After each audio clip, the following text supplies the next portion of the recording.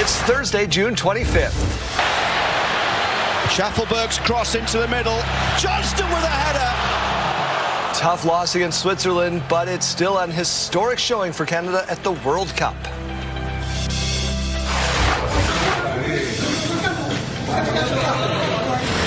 These 32 people are dead and hundreds injured after a pair of powerful earthquakes in Venezuela.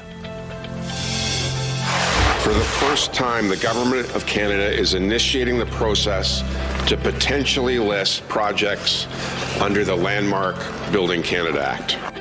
The federal government unveils its first 3 major projects that could be fast-tracked under national interest. Stay with us, Saskatchewan. Your morning starts right now.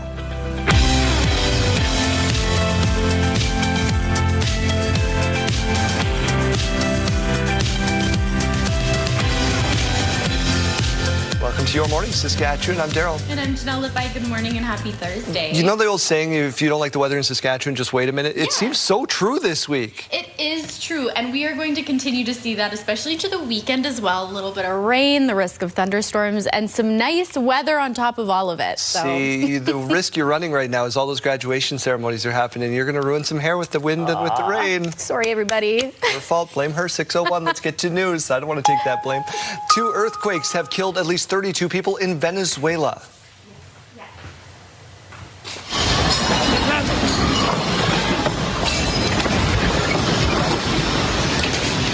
A magnitude 7.2 earthquake hit yesterday west of Caracas. Less than a minute later, there was another earthquake measuring 7.5. The USGS says that was the strongest earthquake in Venezuela since 1900. Venezuela's president says the hardest hit area was north of Caracas, where dozens of buildings have collapsed. Esta es la camioneta de Jofre. El techo colapsó y cayó sobre ellos. Are now racing against time, trying to rescue people trapped in the rubble. Yesterday was a national holiday in Venezuela, and many people were home when the quakes hit. At least 700 are injured, and there are fears that thousands of people may have been killed. Countries like the U.S., China, and Spain have offered to help. Team Canada didn't win the group, but they are moving on for the first time ever at the World Cup. So now it's time to look ahead to the knockout stage. Here's an opportunity for Mbolo on the edge of the box. And now it's Manzambi. Crepol can't keep it out, and Switzerland double their lead. After a scoreless first half, Switzerland jumped out to a 2-0 lead in the second half. Then came Promise David, who sparked a little bit of a comeback attempt, scored on his first touch of the game to bring Canada within a goal. Despite the late push, Switzerland held on for a 2-1 win. That finish good enough for second spot in Group B, sending Canada to the knockouts for the first time ever. And we now know who we will play. It's fallen once again to Masako!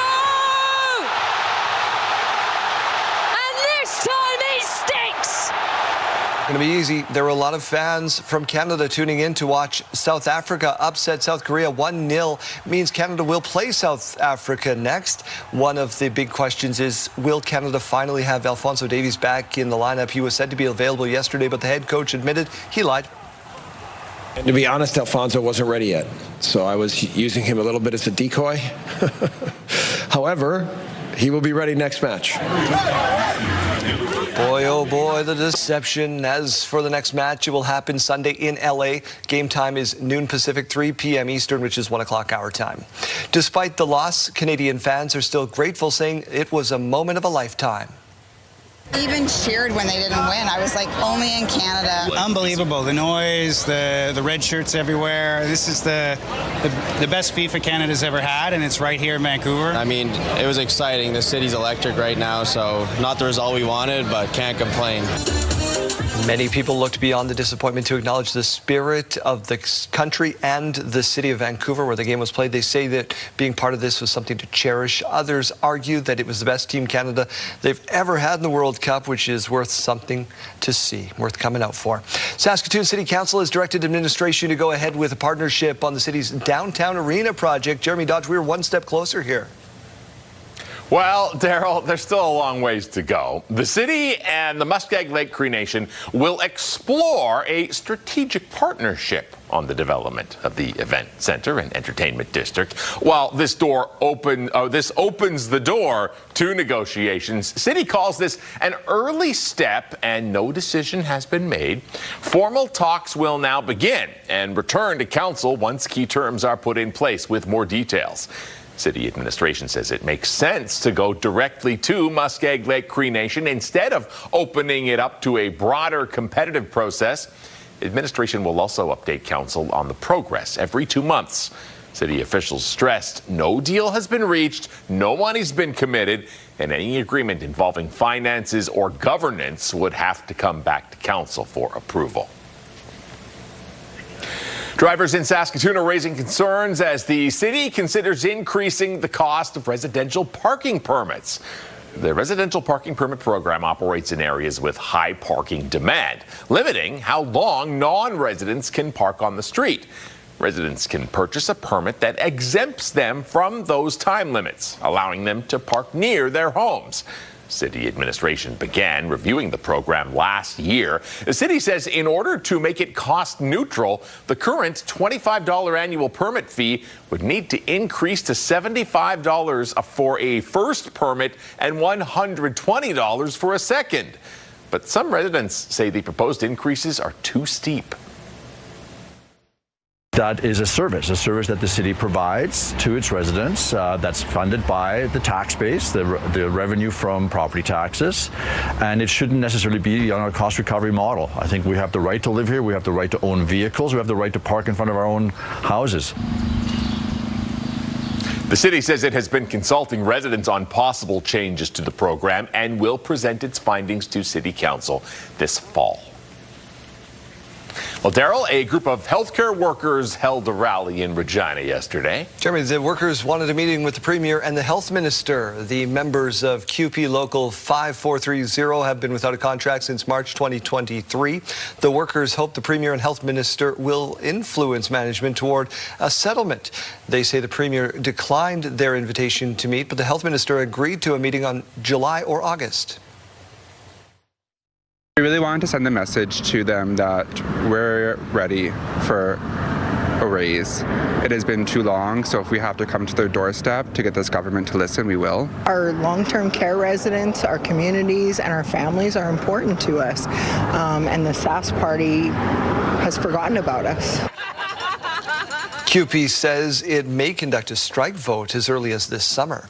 Regina City Council approving continuing and possibly expanding its fare-free transit project for some high school students. Council voted 6-5 in favor of continuing the Johnson Collegiate Fare-Free pilot project for the 26-27 school year. Various residents voiced their support for the project, but some councillors raised their concerns, saying the projected $49,000 program will hurt the city financially. The capital and operating are almost $20 million, and I know after last year's budget that's not really obtainable right now. Support, tangible support, like contributions from either the school boards or students or whatever it is, to be expanded to in a bigger way. So those conversations are ongoing and would continue. The mayor will be on CTV Regina and Yorkton at 7:40 this morning. CTV Saskatoon and PA viewers will see another conversation. The official portrait of former Lieutenant Governor Russ Morasti was unveiled at the Saskatchewan Legislative Building yesterday.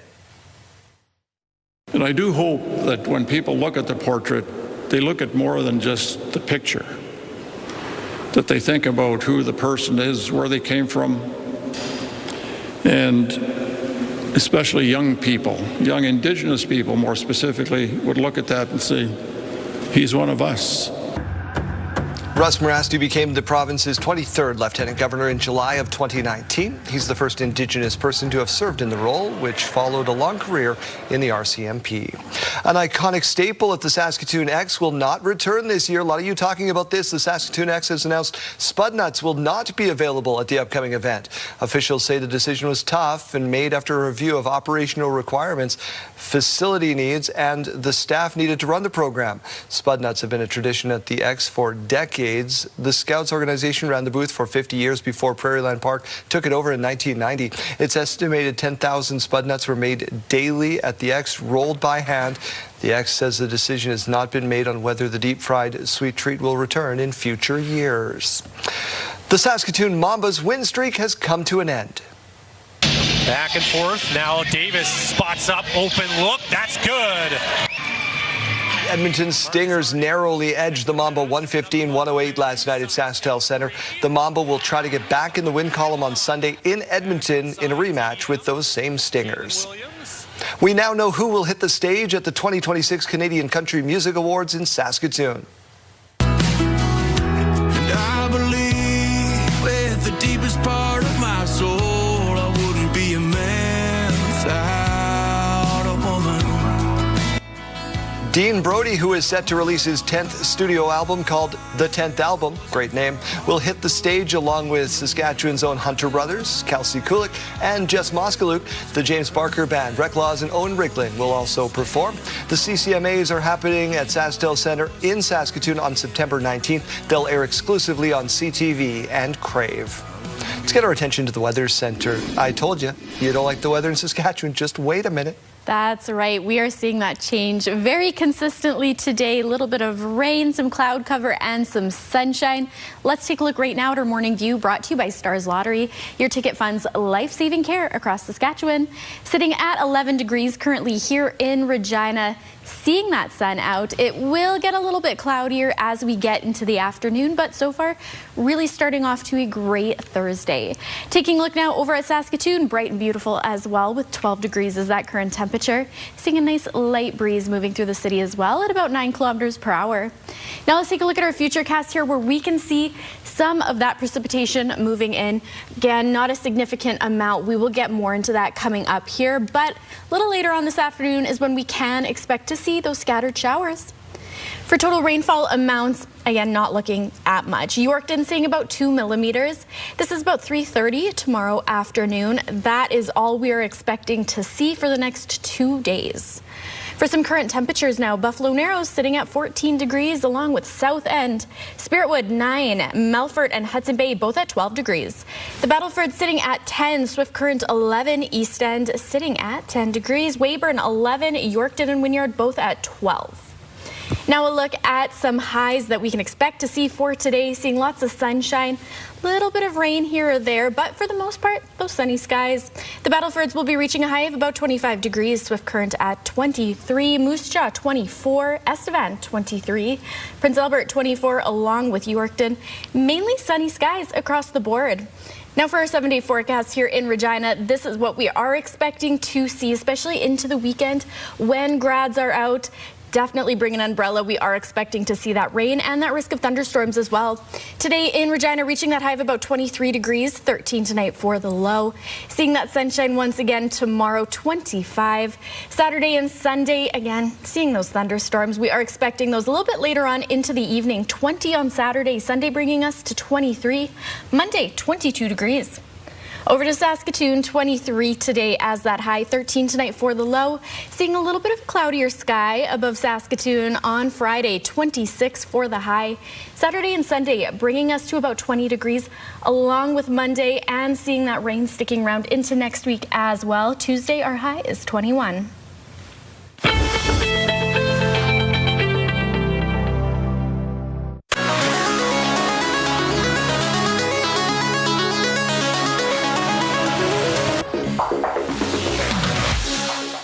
In case you missed it, Regina students are officially out for the summer and the backpacks are finally getting a break.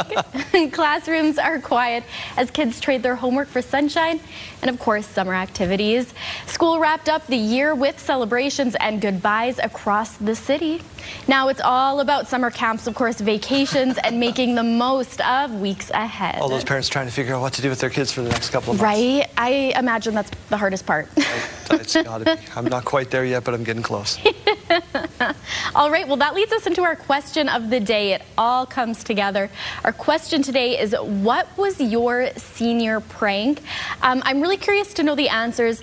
I think my school was too small to do senior pranks. I graduated with, I think, 11 kids. 11? 11, yeah. So I don't really think that we did a senior prank from what I can remember. I think Jeremy Dodge probably pulled one. It was not even on my brain back in 1996. Unless the class did something that I wasn't aware of, but I can't recall. Did you have a senior prank? I don't know if the statute of limitations is up yet. Question of the day, we look for your answers. You put that QR code up on your screen. You can scan that, tell us your story, maybe leave your name out of it so we don't incriminate you, and we'll share those stories throughout the show.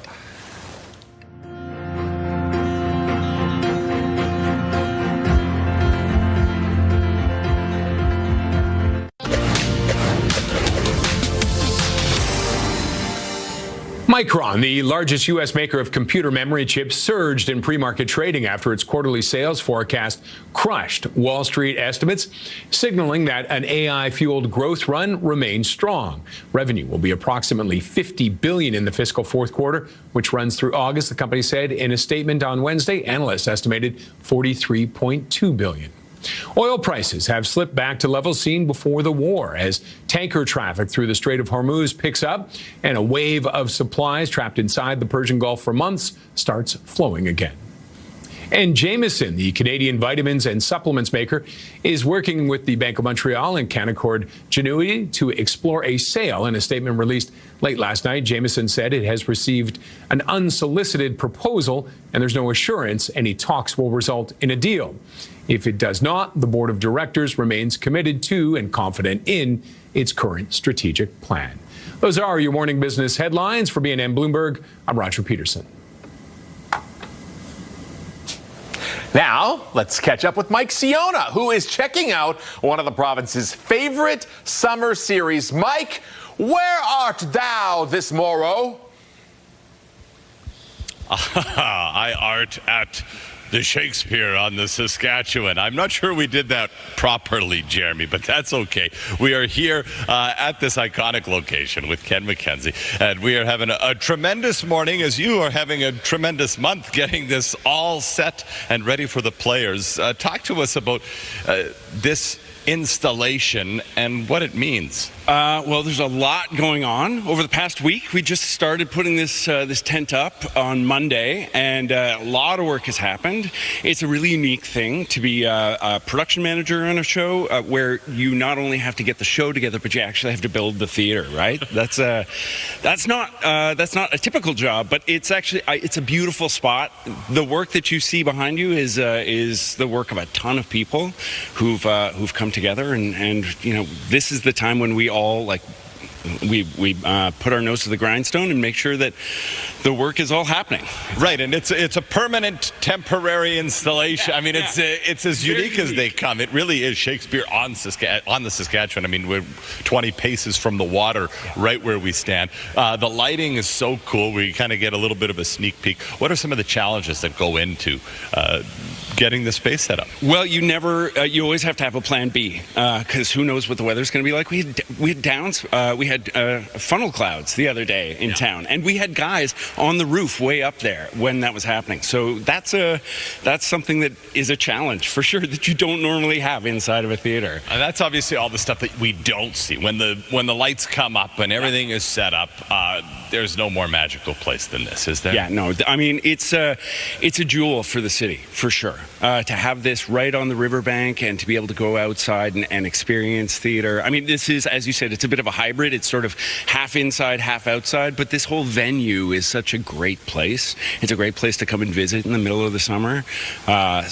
There's more than just these shows going on. Our campus has a secondary space, and you can come and enjoy a drink and sit and just enjoy the river if that's what you want to do. Absolutely. And we're going to talk about all of those things, including the shows which will be playing right here. Shakespeare on the Saskatchewan. 'Tis nearly time, Jeremy. Tis, Mike. Looking forward to seeing it a little more throughout the morning. Time for School Day Forecast, brought to you by CAA Saskatchewan. Let's work together to keep our school zone safe. In Regina, by the time you get onto the bus, 11 degrees. Lunchtime bringing us to about 21, and 3 p.m. final bell, 22. Over in Saskatoon, 12 degrees by the time you get onto the bus. Lunchtime, 22. Sticking around that 22-degree mark by final bell. Here's a look at today's gas prices. In Regina, the common cost to fill up is $165.9. You can find regular fuel for as low as $146.9. And in Saskatoon, the common cost is $162.9. The lowest you might find is $157.9. Taking a look at the farm markets, the street price of canola is $692.75 per ton. The futures price is $734 per ton. Amber Durum wheat is $285.20 per ton, and red spring wheat is $279.06 per ton. And the Canadian dollar begins the day trading at 70.25 cents US. When we come back, why an Air Canada flight had to be diverted.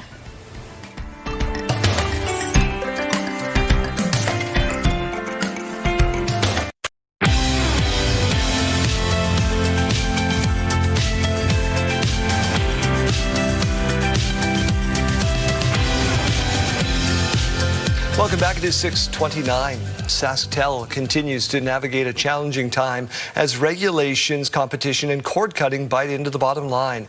In its annual report, the telecommunications company saw nearly 4,000 customers ditch television as cord cutting and subscriber services continue to affect its legacy customers. The company says increased competition and a willingness from customers to jump to other companies in the face of affordability pressures affected bigger growth for its cell phone traffic. And while its biggest gains came from its internet fiber, the company says a ruling from the federal regulator to allow internet companies to use a competitor's infrastructure unfairly targets Sasktel rather than large companies it was meant to. So we're going to places that others would not go with that infrastructure and reliability, and we ensure our services are reliable. So this decision is really intended to further those objectives, but it's not going to do that here at all. Sasktel says Rogers, TELUS, and Bell, who owns this network, wouldn't be spending millions of dollars to put fiber internet in rural places like Choiceland to further its footprint across Saskatchewan. And now any company can profit off assets Sasktel is still spending money on. There's a growing memorial at the site of Monday's deadly shooting in Montreal. Put their lives on the line for everyone, and I believe the policeman he saved some people, some of my colleagues that got in the middle of the shootings. In the Côte de Neige neighborhood, there are a few signs of Saint Jean-Baptiste Day celebrations. Many activities were canceled and the streets were pretty quiet. The victims of the shooting were laid to rest yesterday, with many people calling 68-year-old Michael Mizrahi a hero. Private funeral was held for 34-year-old Constable Mohamed Lamin Benradou, and death marked the first time in 24 years a Montreal police officer has been killed in the line of duty. An Air Canada flight from New Jersey to Halifax ended up in Boston after the pilot suffered a medical emergency. The co-pilot landed the plane safely. The captain was helped off the aircraft and taken to hospital. There's no word on their condition. Air Canada says there were 61 passengers on the plane at the time. A positive case of Ebola has been identified in France in a doctor traveling back from Congo. The individual returned from a humanitarian mission in one of the virus transmission zones in Congo and was taken to care at a specialized facility in France. The person is said to be in stable condition. A new report says wait times at emergency departments across Canada are being made longer by backlogs in long-term care facilities and home care programs. The Canadian Institute for Health Information says patients who could be discharged into rehab centres, long-term care homes, or home care end up in waiting an average of 24 days in hospital inpatient units. That means other patients needing to be admitted to hospital are stuck in ERs waiting for beds. From April 2024 to March of this year, half of admitted patients waited in the ER for more than 16 hours. 1 in 10 admitted patients spent more than 48 hours in the ER. U.S. President Donald Trump hosted a rally to formally kick off the Great American State Fair as part of celebrations for the country's 250th anniversary. We had to make that little journey to Iran to do what we did. Very soon you'll be at $2.50 a gallon for gasoline. And even lower than that, just like it was before we took the nuclear weapon away from Iran, and it will be away from Iran for a very long time.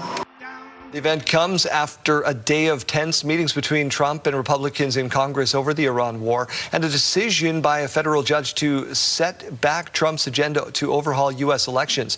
He honored America and then talked about the agreement to extend the ceasefire in Iran. President Trump was the headliner at the event after several musicians canceled their appearances over concerns the event became politicized. A group of advocates dropped off testimonials from the community at the Regina Public Schools office yesterday about the impact of Bill 137. That's known as the Parents' Bill of Rights. The provincial law includes policy that kids under the age of 16 can't change the names or pronouns they use at school without parental consent. The group is hoping the letters can persuade school board trustees to replace the policy at the division level. It is actively and very dangerously harming Two-Spirit and trans youth within our province. I think if we move kind of down from there, it doesn't respect treaty rights. There wasn't consultation by teachers, by students that are experiencing the bill. In response to the event, Regina Public Schools said it takes great pride in offering a safe, inclusive, and welcoming learning environment for students. In other news this morning, the Saskatchewan Roughriders could be without their star running back on Friday night. It's trending in the right direction, no doubt, but still trending, I would say. Just get him eye level today. Nothing serious, obviously, but we got another day, and then ultimately spit him out there on game day, see what we can do pregame. A.J. Ouellette did not practice yesterday after leaving Saturday's matchup with Calgary with an apparent ankle injury. While we await news on his availability, the team is, of course, taking a next man up approach, and that next man could be rookie Quali Conley.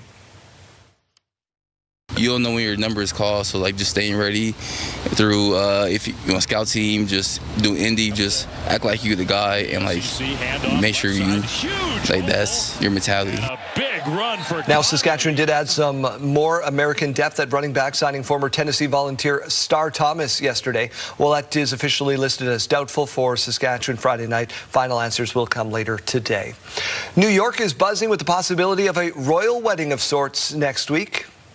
I mean, it is truly our royal wedding. The only thing I can compare it to is, a Meghan Markle, Prince Harry, or Kate Middleton, Prince William level situation. Everybody's buzzing. It, of course, doesn't hurt that we're coming off of this incredible historic Knicks win, so it's a really big time for the city. The latest media reports have suggested the wedding could happen on July 3rd at Madison Square Garden, where Taylor Swift recently cheered on the New York Knicks. If that's the case, it would overlap the 250th anniversary celebrations across the U.S. As we know, Taylor Swift and Travis Kelce started dating in 2023 after the singer performed at Arrowhead Stadium, home of the Kansas City Chiefs. Some people at home are going to say, that's a royal wedding. I don't know, but man, she's got some fans. That's gonna take some front pages. I think it is too. This is kind of a big deal, and like you said, tons of fans who are going to be very invested. So lots to look forward to with this. So is the forecast. Yes. Yikes. Well, we do have lots to look forward to with the forecast as well, especially right now, seeing that sunshine coming up. A little bit of precipitation on the way later on. We'll get more into that coming up, but nothing significant. Let's take a look at this current temperature now. 11 degrees here in Regina, seeing a nice light breeze moving through at about 9 kilometers per hour, and looking quite similar over in Saskatoon as well. That sun is up. 12 degrees is that current temperature. Now let's take a look here at our futurecast, where we can see that rain moving through the province. A light shower going through. So we aren't expecting to see a heavy downpour, and that reflects in our total rainfall amounts as well. Yorkton sitting at about 1 millimeter by 3:30 tomorrow afternoon. Not really expecting to see that increase by much as well. By about 6 o'clock, sitting at 2 millimeters. Now for some current temperatures throughout the province, this is what we are seeing. Buffalo Narrows and South End both at 14 degrees. Stony Rapids sitting at 11, Spiritwood 9. Melfort and Hudson Bay both 12 degrees. Swift Current at 11, East End and Assiniboia sitting at 10. Weyburn 11, Yorkton 12 degrees. Now for some highs, still seeing that sunshine across the board. A little bit of cloud cover in the sky, but mainly very nice days coming up here for us. The Battleford seeing the high of 25 degrees. Swift Current at 23. Moose Jaw 24, along with Weyburn. Estevan 23. Yorkton and Prince Albert both 24. Now for our 5-day forecast right here in Regina, the rest of the week not looking too bad. 23 for our high today, seeing about 13 tonight as the low. Tomorrow bringing us to 25. Again, expecting to see some of that rain a little bit later in the afternoon, but not a ton. Over the weekend, however, those thunderstorms are returning. 20 degrees on Saturday, Sunday bringing us to 23, and Monday 22. Over to Saskatoon, 23 today for that high, 13 tonight is the low. Tomorrow starting to see a little bit more cloud cover in the sky with a beautiful 26. Over the weekend, 20 degrees for the high on both Saturday and Sunday. That risk of thunderstorms returning once again as well, a little bit later into the evening. Monday starting things off with a little bit more rain, 20 degrees for that high, and of course the risk of thunderstorms a little bit later on into the night.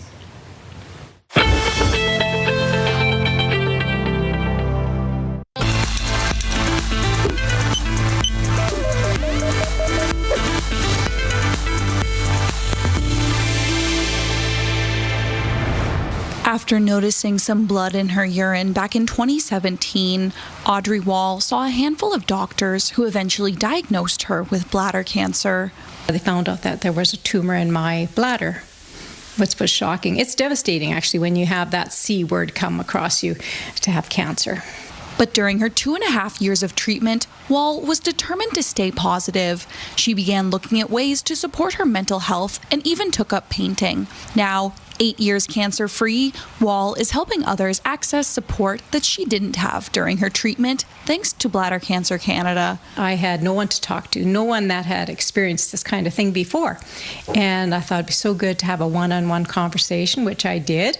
And also I became a one-on-one support person for others that are going through cancer and going through treatment like mine. Bladder Cancer Canada is traveling across the country to host a series of educational events, and the organization made a stop in Saskatoon on Tuesday evening. We want to make sure that patients everywhere around Canada and then also around the world are aware of the signs and symptoms.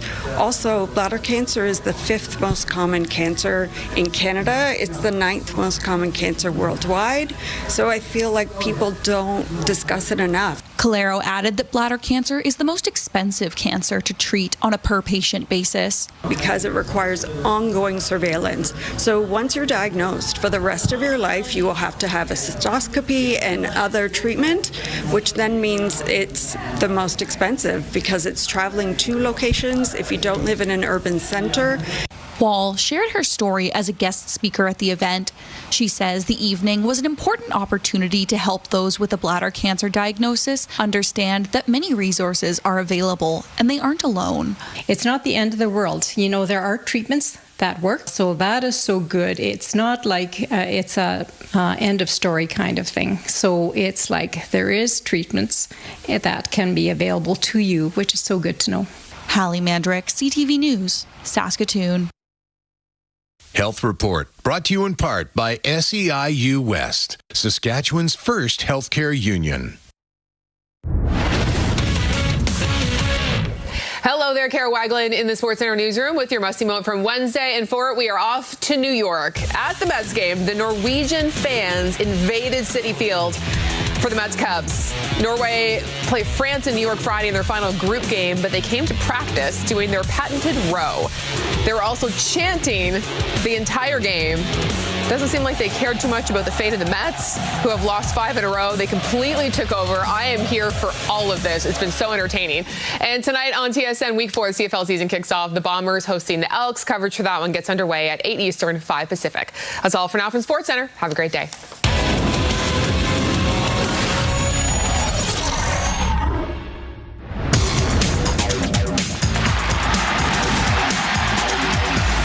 And welcome to another edition of X's and O's with Wes Cates. And Wes, it could be a high-scoring game at Mosaic Stadium as Toronto Argos and the Saskatchewan Roughriders are the top 2 scoring teams right now in the CFL.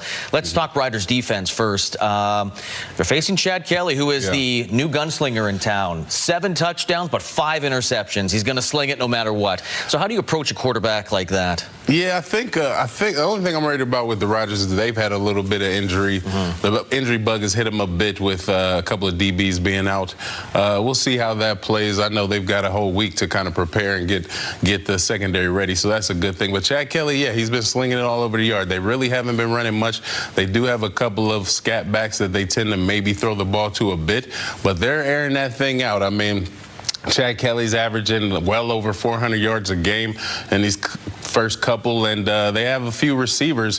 Kevin Mattel, he ended up leading the league or tied for the league with 102 catches last year. Yeah. And he's a big. He kind of reminds me of a Canadian Nick Lewis, right? He's like 6 foot 225 on a good day. He's probably closer to 230, and he's just big and quick and understands how to get open. So he's been a tough guard, and he's one of the top receivers just behind KSB for receiving yards and really getting off to a good start. They've got other guys that they've gotten the ball to. Kelly's really been spreading it around, but he has been turnover prone. So I think just getting him off his spot and just playing, assignment football in the back end, and he'll probably give a couple of balls to the defense. Yeah, we'll see if Tavon Campbell can jump on another one of those Chad Kelly passes. And they need to get to Kelly, though. Only 3 sacks in the first 2 games. Riders got to pick up on their rush. As for their offense, I mean, your attack of Schaefer, Baker, Johnson, and Emelis is destructive. It is deadly to face them. Yeah. But with a possible Ouellette out,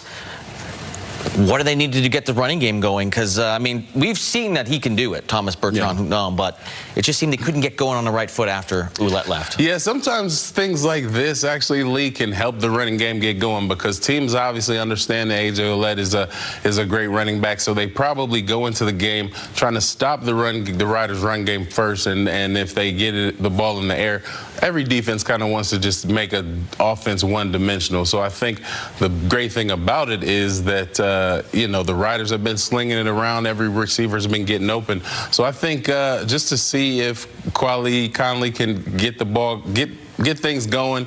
He's a little bit different style of back. He's more of a slasher, so he might break some big runs. I know in the preseason he really surprised the offense. He's one of those guys that gets a few more yards than you expect him to get. He hits the pile, and all of a sudden he pops out the other side for a few more. So I think just getting him going, maybe trying to get him some touches to see if he's comfortable early, might help the run game get going. Yeah, and Connolly, as Corey Mace told me yesterday, he understands the blocking schemes, and that's going to be important. You got to keep Trevor Harris upright, because if you give him time to hit the trifecta of receivers they got going, they're going to be scoring a lot. We're going to find out how much is scored in that game next week on another edition of X's and O's. X's and O's, brought to you by Campion College at the University of Regina.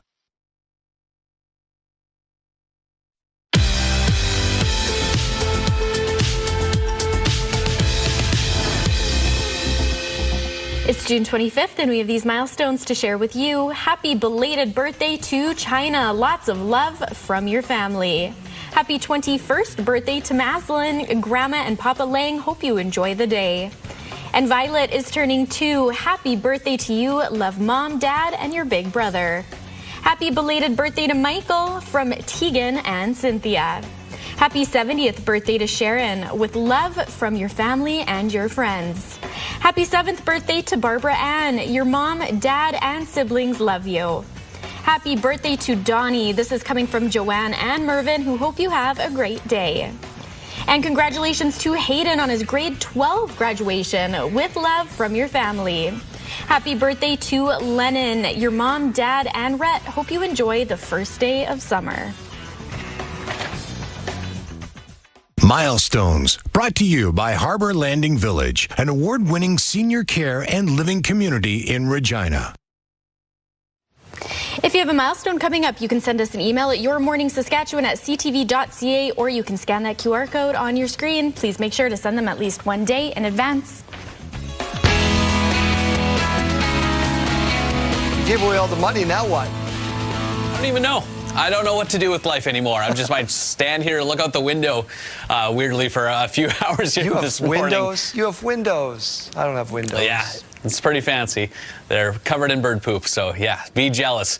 What we're going to be doing today here, we're talking about injuries you got maybe from Rec Sports. Post a picture of Kane Brown on our socials. He got walloped in the head by a golf ball. Him and some friends were golfing. A guy had a rogue shot, hit him in the ear. He ended up with like 23 stitches and a concussion.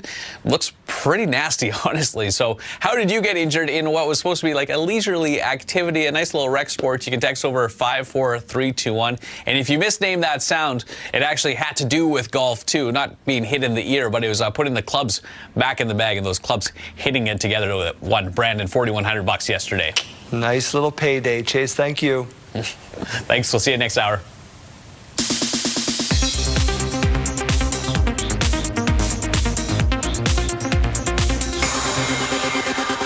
We could be close to Taylor and Travis tying the knot in New York. Two city officials tell ABC News an event company filed a permit requesting closures near Madison Square Garden from July 2nd to July 4th. It's thought to be the first sign of a possible Taylor Swift-Travis Kelce wedding. ABC's CMA Fest concert special airs tonight and streams on Hulu Friday. It'll be packed with performances from country music's biggest stars. Host Riley Green speaking to ABC Audio on what to expect from his performance. Well, there should be a lot of beers up in the air and, maybe some tears. I think that's always a judge for me, is if I can have people holding their beer up and crying in the same show is a good set. No magic is stronger than sisterhood.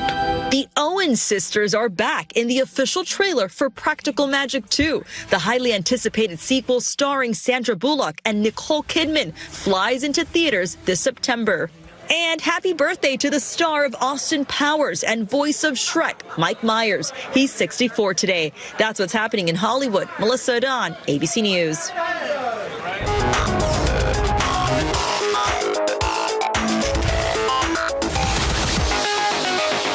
What do you got for us? All right, well, some people have the gift of the gab, and they pass that gift down to their kids. Oh, good.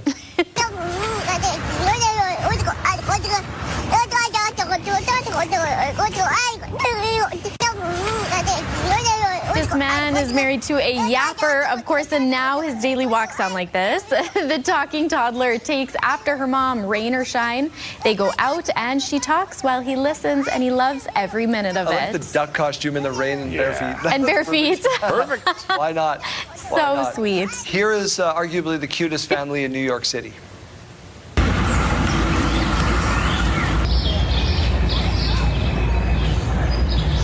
Adorable. Oh. Kelly Zwoski desperately wants to own a raccoon as a pet.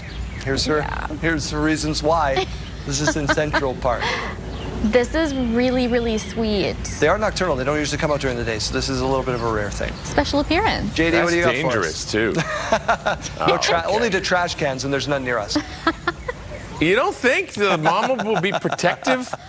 People walking by anyway. All right, let's move on. Researchers with the Institute of Hydrobiology have released rare footage of the birth of a finless porpoise calf. Oh. Whoa. Finless porpoises, the only ones to not have a true dorsal fin. The porpoise, known as Little 26 by researchers, was born last month. At birth, it was about 70 centimeters long, 2 feet, weighed about 5 kilos, still a few months away from eating solid food, so he'll be sticking pretty close to mom for a little while. That was like a magic trick. There was a puff of smoke, and then there's a baby. We're back after this. Yeah, I'm not sure that was smoke. Welcome to Thursday, June 25th. Schaffelberg's cross into the middle. Johnston with a header. Tough loss against Switzerland, but still an historic showing for Canada at the World Cup.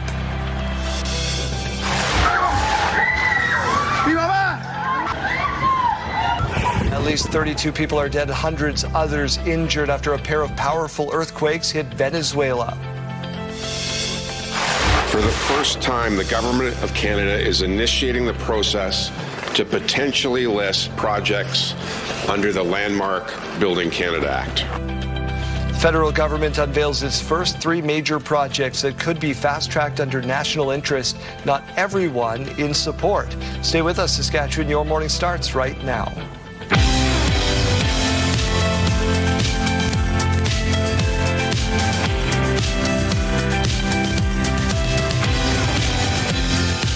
to Your Morning Saskatchewan. I'm Daryl. And I'm Janelle. Thanks for being back with us. Made a rookie mistake last night. We decided to go out for dinner with the kids and forgot that all of the graduations are happening everywhere. God bless all the staff out there at any of the restaurants that you guys are going to. They're working hard. It was busy. Yeah. It was absolutely busy. Yeah. Good time to mention we should get some grad photos sent in to Milestones, right? Absolutely. How do we do that? Send them on in. You can email yourmorningsaskatchewan@ctv.ca. There's also a QR code somewhere on the screen that you're watching as well. You can scan those, get those in. Tomorrow's the last chance, right? Because then we're into the weekend. That's right. Let's get off to our news. We begin with those pair of earthquakes that have killed at least 32 in Venezuela.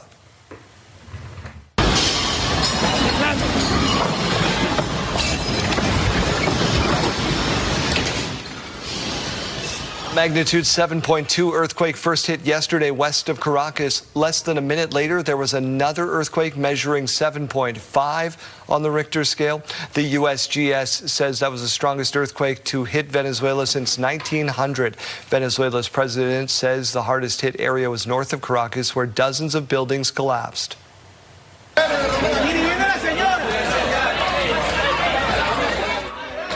Crews are now racing against time, trying to rescue people trapped in the rubble. Yesterday was a national holiday in Venezuela, and many people were home when the quakes hit. At least 700 are hurt. There are fears thousands more may have been killed. Countries like the U.S., China, and Spain have offered to help. Team Canada didn't get the win for the group, but they are moving on for the first time ever at the World Cup. So now it's time to look ahead to the knockout stage.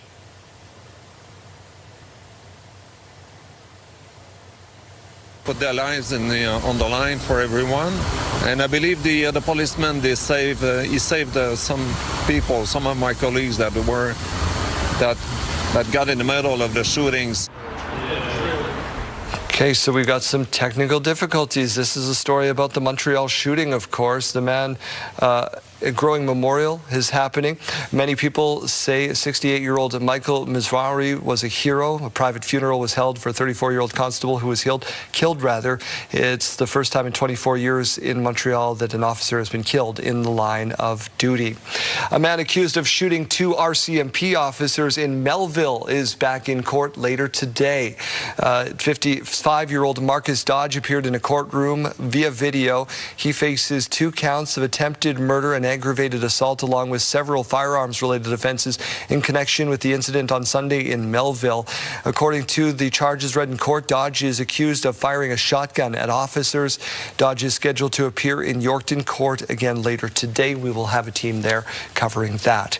Team Canada didn't win the group, but they are on to the knockouts. Here's an opportunity for Mbolo on the edge of the box. And now it's Manzambi. Crepol can't keep it out, and Switzerland double their lead.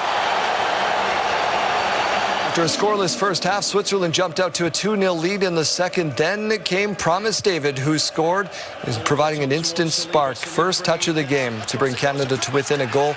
Despite the late push, Switzerland held on for a 2-1 win. That finished good enough for second in Group B, sending Canada to the knockouts for the first time, and we now know who we will play.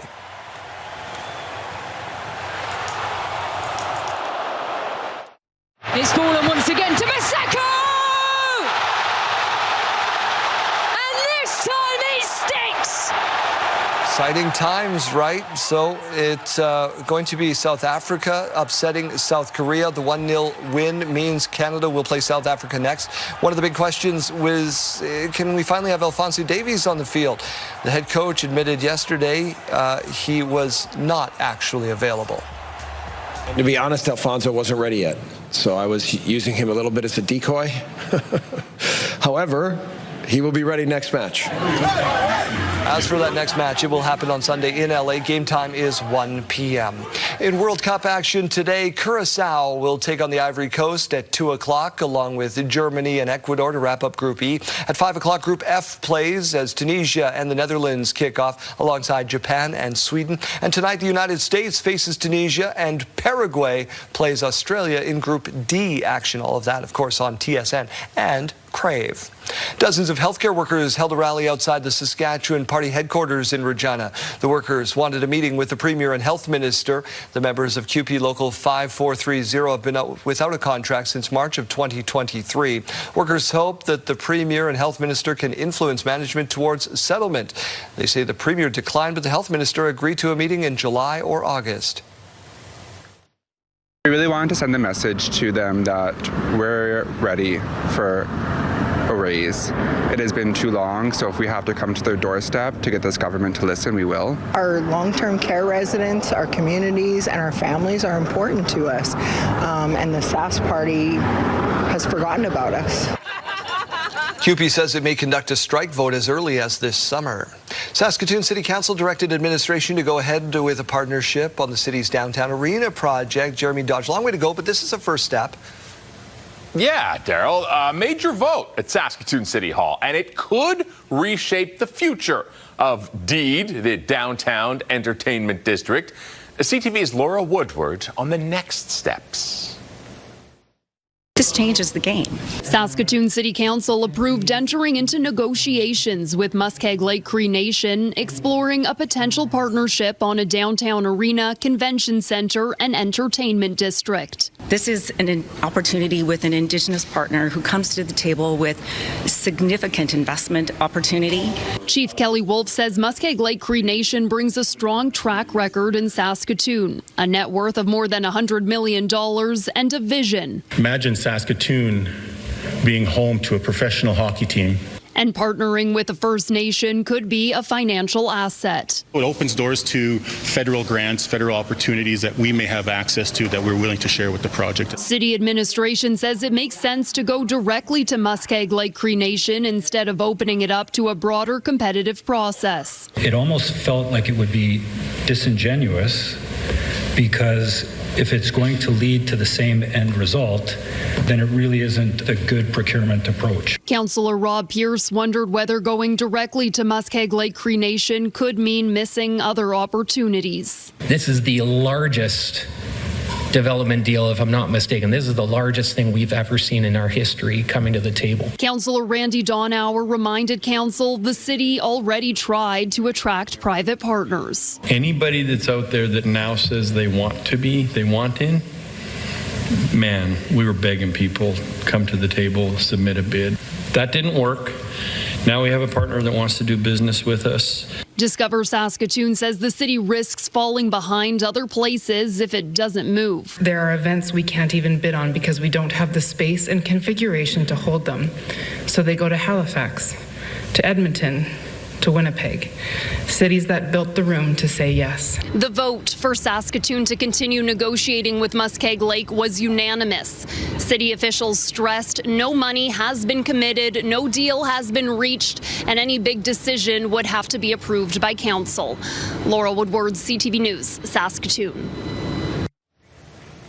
The Water Security Agency issuing another water advisory. This time it's for the North Saskatchewan and Saskatchewan river systems. The WSA says significant rainfall in Alberta the last week means above normal flows are moving downstream and will cause the North Saskatchewan River to rise by nearly 2 meters at North Battleford on Friday and Prince Albert on Saturday.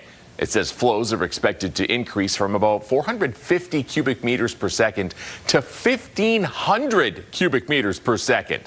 The high flows will proceed downstream into the Saskatchewan River, causing it to rise about 2 meters as well. The flows could remain high for an extended period, given rain in the forecast. People are advised to be careful and stay away from the waterways. Well, Daryl, one of the big talkers here in Saskatoon is about a fried treat. Iconic staple. You mentioned that this morning. Saskatoon X says this will not return. The spud nut. Not available at the upcoming event. Officials say the decision was tough, but made as a review of operational requirements, facility needs, and staff needed to run the program was held. Spud nuts have been a tradition for decades. The Scouts ran it for 50 years before Prairieland Park took it over in 1990. It's estimated 10,000 spud nuts were made daily. They're rolled by hand. That's the operational efficiency they're looking for, I guess. The X says the decision has not been made on whether it will return in future years. So if you're upset about that, I guess I would be too. Double rainbow. Jeffrey, farm near Yorkton. We saw a few of these come in yesterday, Janelle. Absolutely gorgeous. I'm very impressed by the amount of double rainbow photos we've had sent in over the past few days. Keep sending them in. They're gorgeous. Further proof that Jeff is outstanding in his field. Incredible. On a Thursday morning, no less. You're welcome. Free of charge. Thank you. Thank you, so kind. Let's take a look at what we are seeing here this morning on our Morning View, which is brought to you by Stars Lottery, your ticket fund's life-saving care across Saskatchewan. Sitting at about 14 degrees here in Regina, seeing that wind picking up just a little bit to about 13 kilometers per hour, and some sun in the sky as well as in Saskatoon. Looking very bright and beautiful with 14 degrees and still that 7-kilometer-per-hour wind speed. Now let's take a look over at our futurecast. We are expecting to see that little bit of precipitation. This is later on this evening around 5:45 when we can expect to see those scattered showers moving through the province. Again, not a lot, which is reflected here in our total rainfall amounts. Yorkton still sitting at that 1 millimeter, and by tomorrow evening around 6 o'clock, 2. So not a lot of rain, but do expect that little bit of precipitation. For some current temperatures here, Buffalo Narrows is at 17 degrees, Spiritwood 13, Melfort 15, Hudson Bay and Nipawin both at 14 degrees. Kindersley 12, Swift Current 14, East End at 11, Yorkton 15, Weyburn 14, and Wynyard at 17 degrees. For some highs here today, still seeing that sunshine across the boards. The Battlefords and Prince Albert both at 24 degrees. Swift Current 23, Weyburn 24 along with Yorkton. Estevan 23 degrees. Now for our 5-day forecast, this is what we're seeing here in Regina for the rest of the week and into the weekend. Today, expecting those sunny skies up until this evening when those showers begin. 23 is our high, 13 tonight for the low. Tomorrow bringing us to about 25. Over Saturday and Sunday, we are seeing that precipitation returning with that risk of thunderstorms in the evening. Saturday, 20 for our high, Sunday 23, and Monday starting a fresh week with 22 as our high, 13 Monday night for our low. Over to Saskatoon now, 23 today for the high, 13 as the low. Again, seeing that sunshine out up until this evening when that rain is expected to start. Tomorrow, seeing a little bit more cloud cover in the sky with 26. And Saturday and Sunday, again, maintaining that consistency with these thunderstorms. 24 Saturday and Sunday as the high. Seeing those thunderstorms returning in the evening. And Monday, 20 degrees and 14 as the low.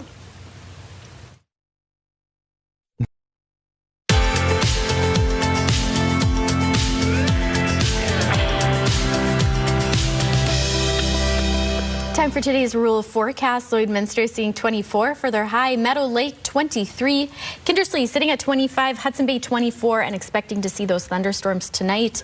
Maple Creek 24, a leader at 26, Kenora and Broadview both 23. Now taking a look at Theodore, where internet speeds up to 1 gig are available from SaskTel. Seeing that high of about 23 degrees here today. The risk of thunderstorms later on tonight, and that wind at 10 to 25 kilometers per hour. Let's go back out to Mike Siona now. Mike, are you immersed in iambic pentameter yet? Indeed, I am. And Jeremy, if you have nothing to do, perhaps you need much ado about nothing. And that is one of the plays that will be featured here at Shakespeare on the Saskatchewan. I'm here with Teresa Strohan, the executive director, getting all set for the season. And let's start by mentioning that tickets are available right now. That's right. You can go to our website at shakespearesask.com and get your tickets for both productions, Much Ado About Nothing and Julius Caesar. Fantastic. Now, also, this doesn't just run itself. So, I mean, it takes a lot of money beyond just ticket sales to get this done. A great matching program right now. That's right. We're thrilled to announce that Ellen Ramey, through the Frank and Ellen Ramey Foundation, has put forward another generous $100,000 matching campaign, and all donations received during this season will be matched dollar for dollar. Absolutely incredible. If you've not been down here, you must come, even if perhaps you don't fancy yourself a Shakespearean. That's right. I mean, live theater is just something to be experienced, being able to experience in the tent with other people. This year's season has romance, comedy. It's set on a pirate island, political intrigue, ambition, deception. There's stories for everyone this season. No doubt. And my favorite part that I actually just learned today, the shows kind of run concurrent. So you could come, the same, if you're visiting the town or whatever, one night this show, next night the next show. That's right. We have a lot of people come from out of town. Over 150 postal codes in Saskatchewan came and visited shows last season, and people definitely plan their weekend to come and see both shows, experience their time on the riverbank, and then explore the rest of Saskatoon.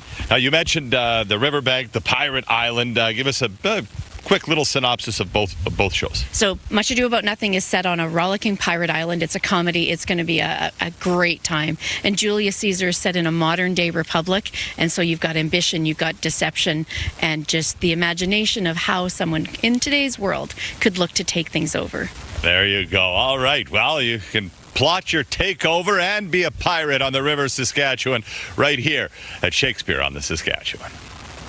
We shall beware the Ides of June. Mike, we'll check in with you again in an hour.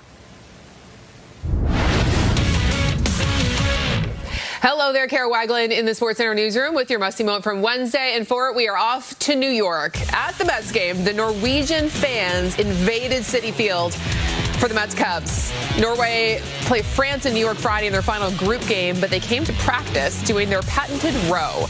They were also chanting the entire game. Doesn't seem like they cared too much about the fate of the Mets, who have lost 5 in a row. They completely took over. I am here for all of this. It's been so entertaining. And tonight on TSN, Week 4, the CFL season kicks off. The Bombers hosting the Elks. Coverage for that one gets underway at 8 Eastern, 5 Pacific. That's all for now from SportsCenter. Have a great day.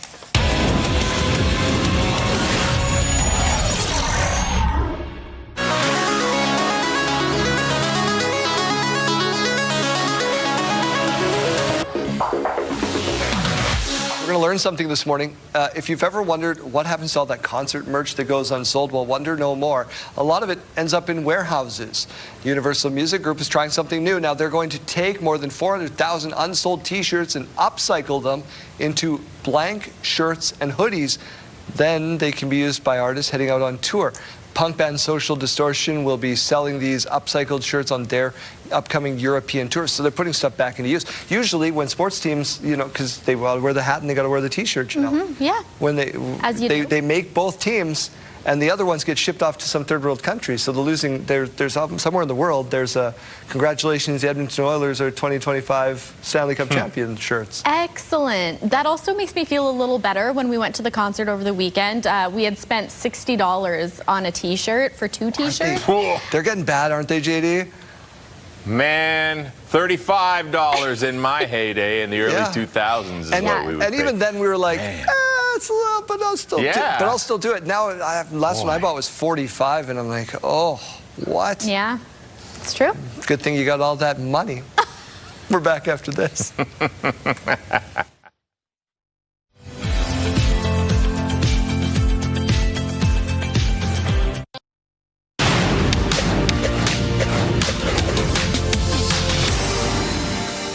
Micron, the largest U.S. maker of computer memory chips, surged in pre-market trading after its quarterly sales forecast crushed Wall Street estimates, signaling that an AI-fueled growth run remains strong.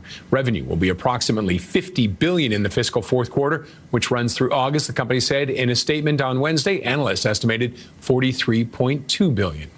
Oil prices have slipped back to levels seen before the war as tanker traffic through the Strait of Hormuz picks up and a wave of supplies trapped inside the Persian Gulf for months starts flowing again. And Jameson, the Canadian vitamins and supplements maker, is working with the Bank of Montreal and Canaccord Genuity to explore a sale. In a statement released late last night, Jameson said it has received an unsolicited proposal and there's no assurance any talks will result in a deal. If it does not, the board of directors remains committed to and confident in its current strategic plan. Those are your morning business headlines. For BNN Bloomberg, I'm Roger Peterson.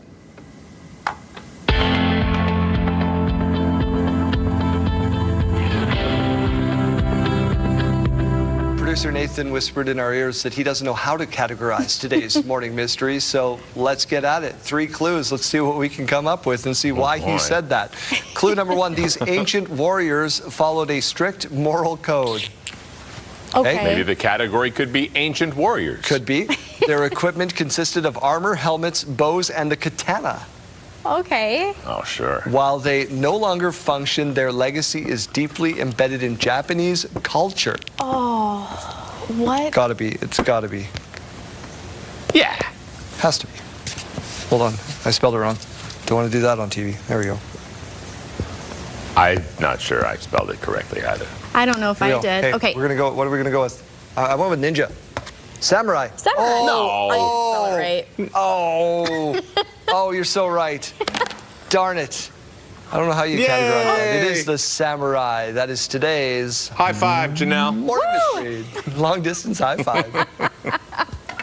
Studio consideration provided by Father's Furniture, specializing in quality Canadian-made furniture.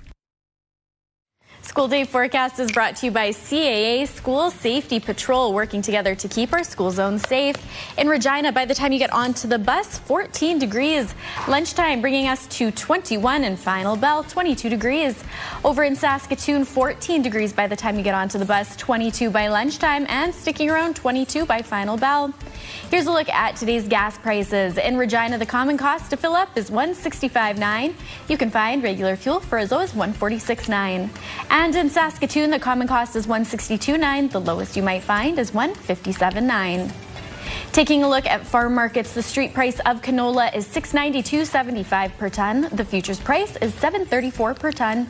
Amber Durum wheat is $285.20 per ton. Red Spring wheat is $279.06 per ton. And the Canadian dollar begins the day trading at 70.25 cents U.S. After the break, opening the books on SaskTel following the release of their annual report. Stay with us.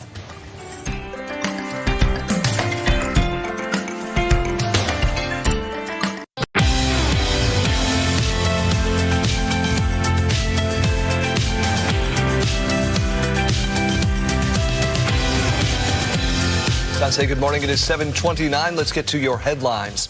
The federal government has now officially started the process of designating its first 3 major infrastructure projects as projects of national interest. We're going to need to build big things again, both quickly and responsibly, in partnership with Indigenous peoples. The 3 projects now on the table are the Grays Bay Port and Road in Nunavut, the Mackenzie Valley Highway in the Northwest Territories, and now a nuclear waste site in Northern Ontario. If designated, these projects would be fast-tracked. 14 First Nations are suing the federal government over the Building Canada Act legislation. They are also suing the province of Ontario for its similar Bill 5. Many Indigenous communities worry that streamlining federal approvals will remove the territory's obligation to consult Indigenous governments. The government hopes to make the decision on the 3 projects this fall. International Trade Minister Marinder Sidhu says he'll be pushing for more relief from Beijing's tariffs on Canadian canola, peas and seafood when he meets with his Chinese counterpart this fall. The meeting is expected to take place in November, where China is hosting this year's Asia-Pacific Economic Cooperation Summit. Earlier this year, the Prime Minister secured lower Chinese tariffs on Canadian agriculture and food products after Canada agreed to cut duties on Chinese electric vehicles and allow up to 49,000 of them into the Canadian market each year. A new report says wait times at emergency departments across Canada are being made longer by backlogs in long-term care facilities and care home programs. The Canadian Institute for Health Information says patients who could be discharged into rehab centres, long-term care homes or home care end up waiting an average of 24 days in hospital inpatient units. This means that patients needing to be admitted to hospital are stuck in ERs waiting for beds. From April 2024 to March of this year, half of patients admitted waiting in the ER for more than 16 hours. 1 in 10 admitted patients spent more than 48 hours in the ER. Patients, caregivers, and healthcare professionals gathered in Saskatoon yesterday for an in-depth education session about bladder cancer. One of the multiple events held across the country by Bladder Cancer Canada, clinical experts and people with lived experience shared their stories and raised awareness about the disease.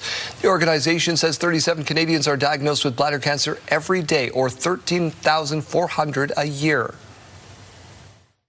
We want to make sure that patients everywhere around Canada and then also around the world are aware of the signs and symptoms. Also, bladder cancer is the 5th most common cancer in Canada. It's the 9th most common cancer worldwide. So I feel like people don't discuss it enough. According to a BCC, bladder cancer is the most expensive cancer to treat on a per patient basis, and the most common symptom is blood in the urine. Sask is facing challenges as several factors work against the Crown corporations, they say, and affect their bottom line. Keenan Sorakhan reports. Sask has some hurdles to navigate, with cord-cutting, fierce competition, and regulators biting into its bottom line. We're going to take a look at whatever can be done to protect the investment that the people of this province have made. In its annual report, the telecommunications company saw nearly 4,000 customers ditch TV as online services continue to affect its legacy customers. Changes to its cable packages helped increase revenue, but on the cell phone side, Sask says increased competition from low-cost carriers like Freedom Mobile and a willingness from customers to jump to other companies is affecting bigger growth. And as AI helps drive customers consuming more data, the company says its towers can handle the load. Significant investment in both our wireless and our fiber networks, so we will have the capacity at this point to support it. Sask fiber internet gained more than 25,000 customers, but it says a ruling from the federal regulator to allow internet companies to use a competitor's infrastructure unfairly targets Sask rather than the large companies it was meant to. It's unfortunate that they've lumped us in with the big three because we are so different. We've talked about the fact that we have a big geographic area to cover with relatively fewer customers, so the economies of scale are a challenge. With that ruling from the CRTC, Sask is spending millions laying fiber internet in places like Choiceland or Canistano and sharing that infrastructure with competitors who likely would have avoided rural areas. That decision will allow others to come into this province and resell the fiber that we've invested in. With debt increasing and everything from regulators to low-cost competitors shifting the market, Sask will have to look elsewhere to avoid further disruptions. Keenan Sorakhan, CTV News, Saskatoon. Europe is dealing with even more brutal heat waves. France once again making history with its hottest day ever recorded. James Longman reports. Europe's deadly heat wave is not letting up, and this morning the Spanish health ministry says 212 people died from the heat between Sunday and Thursday alone, and that is just part of the picture so far. At least 100 million people across Europe will experience temperatures north of 95 degrees today. France again shattering records, reporting its hottest day ever as Paris hit 105 degrees. Spain and the UK on alert, Madrid reaching 107 and London 102. The heat dome has even caused power outages. One UK hospital declared a critical incident after cooling systems failed, and Europe's tourists are caught in the middle. A lot of things got shut down, so it was really disappointing. The Eiffel Tower and Louvre once again restricting hours. It's not very convenient for people and not expected at all. So many people who've traveled from around the world aren't getting to see the sights that Paris has to offer because of this heat wave, and it's dangerously hot. Hundreds lining Paris canals and pools to escape the heat. It looks like fun, but it is dangerous too. These waterways are unsupervised, and across France, at least 40 people have died drowning, trying to cool off in rivers and lakes. And several people also drowned in Germany.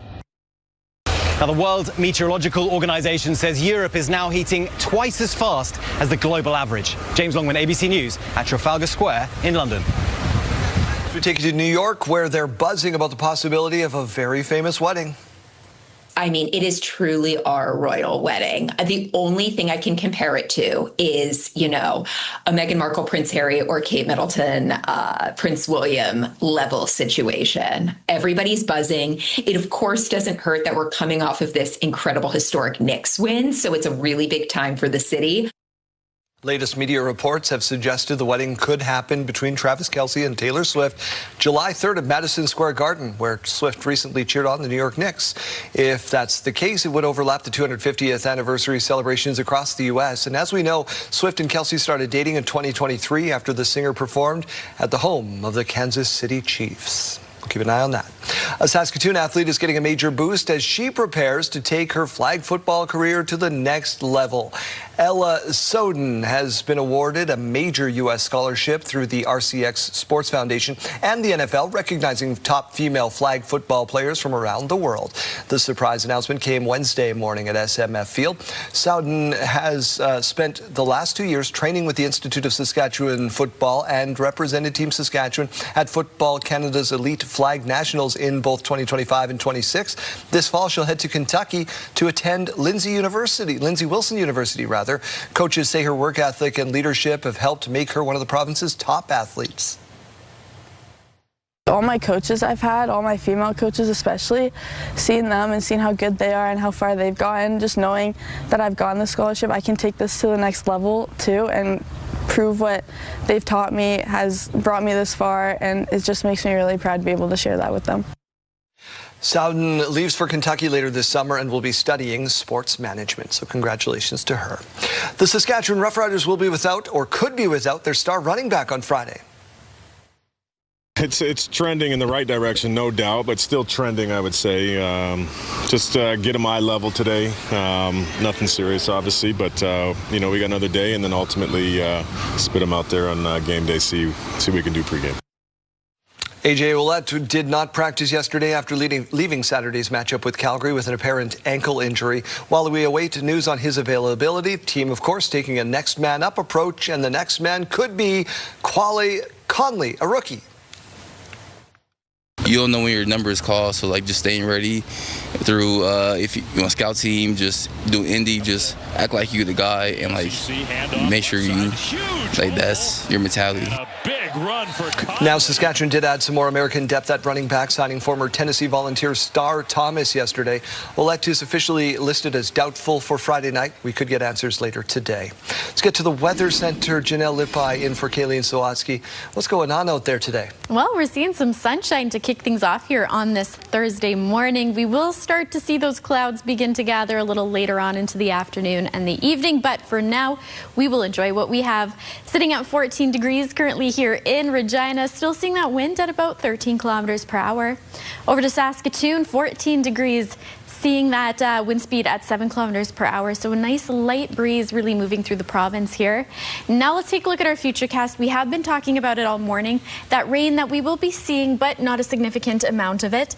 This is tonight around 6 o'clock in the evening when we'll see those scattered showers moving through the province and returning once more tomorrow, a little bit after 12 p.m.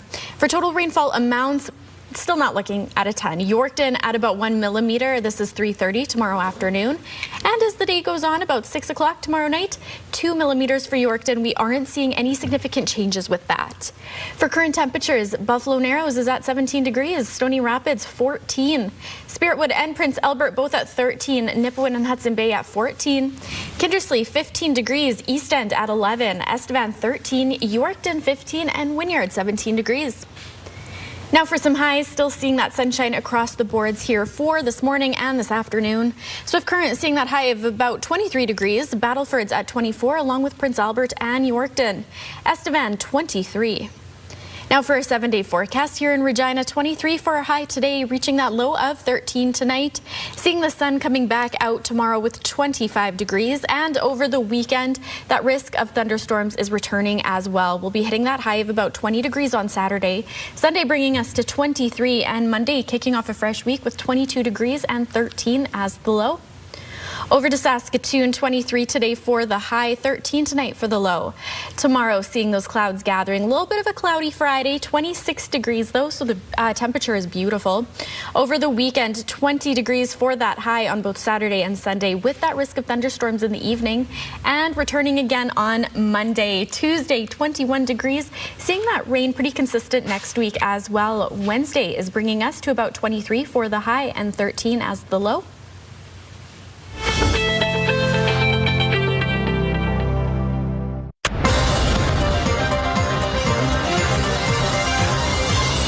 Mayor Chad Wyszynski in studio with us this morning. Mayor, thank you for doing this. Hey, thanks for having me. We could start a number of different places, but we want to start with the Regina Red Sox and the lease potential for remaining at Curry Field. Where does that stand?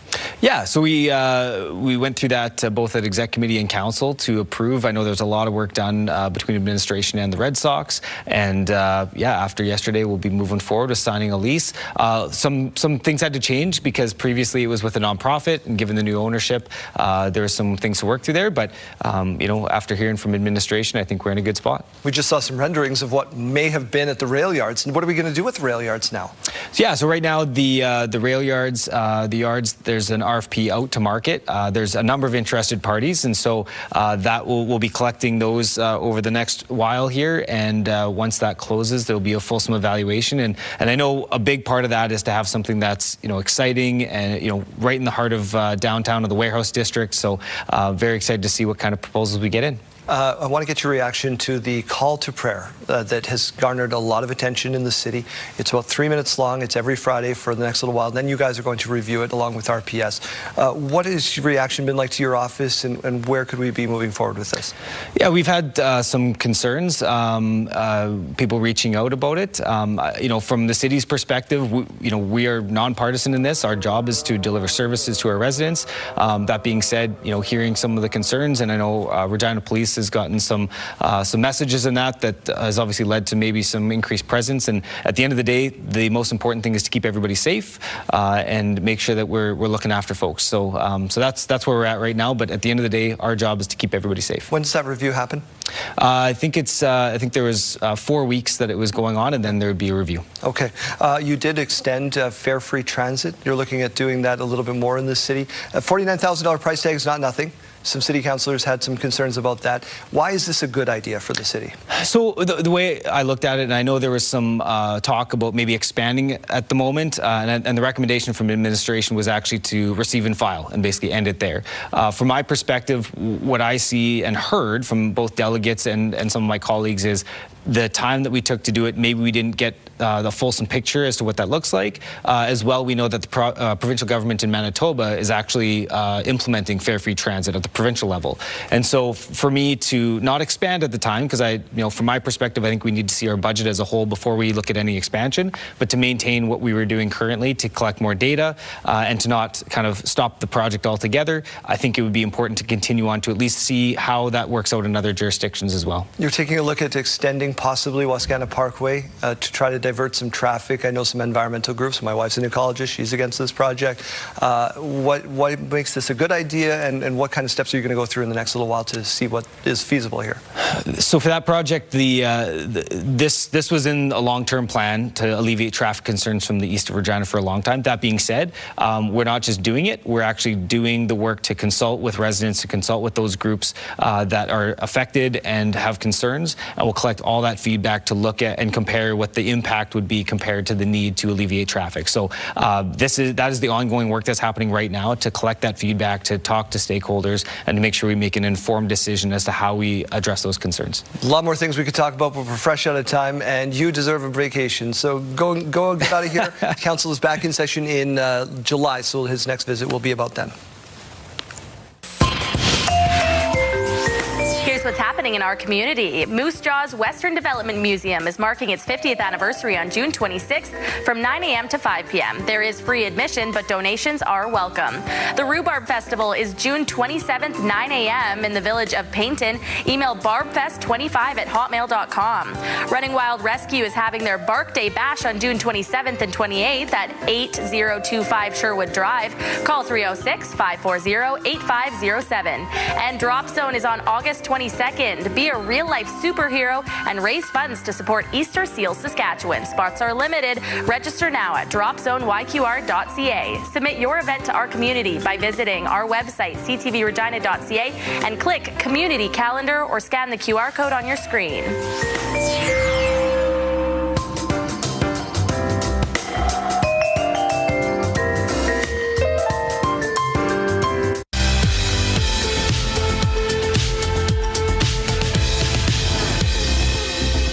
It's June 25th, and we have these milestones to share with you. Happy belated birthday to Shayna. Lots of love from your family.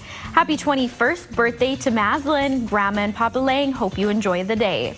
And Violet is turning 2. Happy birthday to you. Love Mom, Dad, and your big brother. Happy belated birthday to Michael from Tegan and Cynthia. Happy 70th birthday to Sharon, with love from your family and friends. Happy 7th birthday to Barbara Ann. Your mom, dad, and siblings love you. Happy birthday to Donnie. This is coming from Joanne and Mervyn, who hope you have a great day. Congratulations to Hayden on his grade 12 graduation, with love from your family.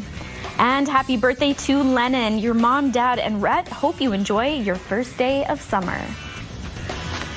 Milestones, brought to you by Harbor Landing Village, an award-winning senior care and living community in Regina.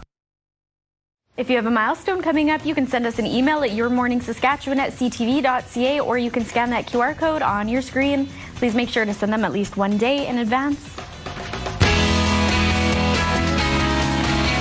All right, we're going to play my favorite game, which is Song Request Roulette. So the next song in your queue, I want you to send it out to Janelle. What is it? All right. It's actually All Right. Oh. Lindsay L. Oh, okay. That's anticlimactic. Usually they're really bad. Yeah, usually they are very grim. Thank you. Okay, what else are you going to do today? This one is all right. So we have our Country Minute coming up after 8 o'clock. The first performances for the CCMAs in Saskatoon this September have been announced. We'll go over those with you. And don't forget to Off Key for VIP. That contest will be wrapping up officially tomorrow. So today and early tomorrow morning, your last chance to get in. If you're listening with the iHeartRadio app, hit us up with the Talkback feature. Sing any of the Country Thunder acts that are coming this year. I could call you tomorrow with those tickets, and then we will upgrade someone to platinum passes as well. But again, last day to get in for that, so make sure you're singing today and get that winning phone call tomorrow. All right, Chase, we'll do it again tomorrow. See you then. We'll see you then.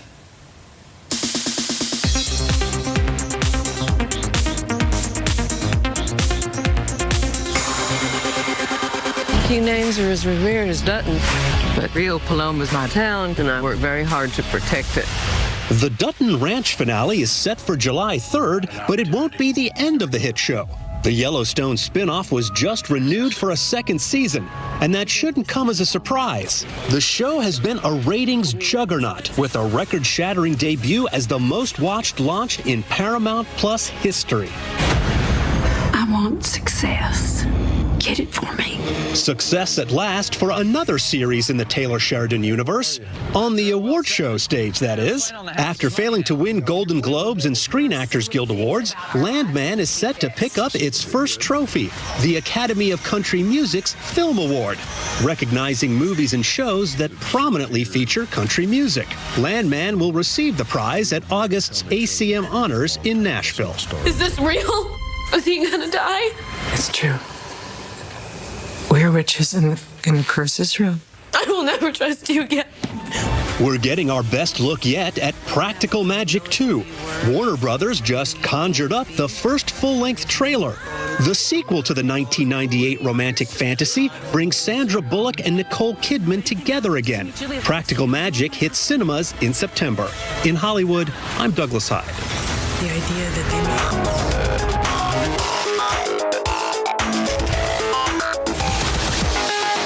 Jeremy, what do you got for us in Sidebar today? Oh, is this supposed to be the cutest family in New York City?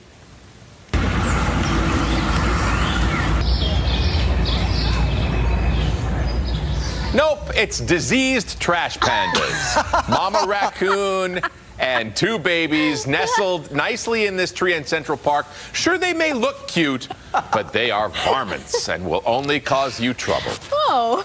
Same can be said for koala bears. It's true. No, they're so True. cute. Look it up. You'll see why. It's true. Some have the gift of gab, and then they pass it down to their kids like this.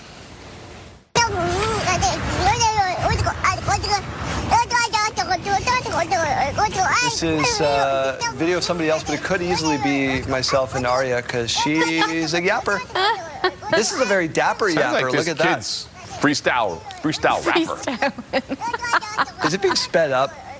Got that Eminem style. A little bit. They've just got lots to say. Big stories. Lots and lots of words. Is this one me? Are we out of time? What are we? All right, then that's you. All right. A Dallas-based mill liner or hat maker is really busy with the World Cup in town. We started getting them about 2 to 3 weeks before it started, and we keep getting more and more interest. And as we put them on social media and people see them, I'm sure, it'll continue. And it looks like he has money, right? Yes. He's got style. This is Nicholas Field, and he's making custom cowboy hats for footy fans. People willing to spend money on the World Cup tickets are also often willing to pay the price for a one-of-a-kind handmade cowboy hat. Prices start at $700, and the hats can keep him busy for weeks at a time. Yeah, if you got money to buy a World Cup ticket, good for you. They're like $6 grand in Vancouver right now. Yeah. Congratulations on your life choices. Yeah, you can afford the $700 hat. We'll put that on. We'll ride into the sunset. Be back right after this.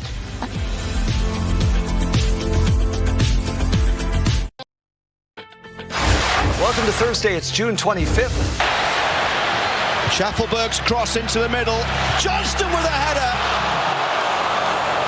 I feel like I have to do this with an accent every time. Tough loss for Canada against Switzerland. Still an historic showing at the World Cup.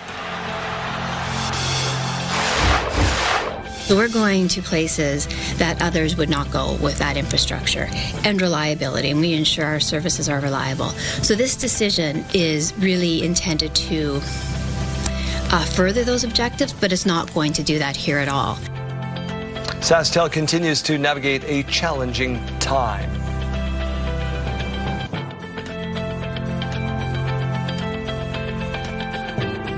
You don't know when your number is called, so just staying ready through if you want scout team, just do indie, just act like you're the guy and make sure you that's your mentality.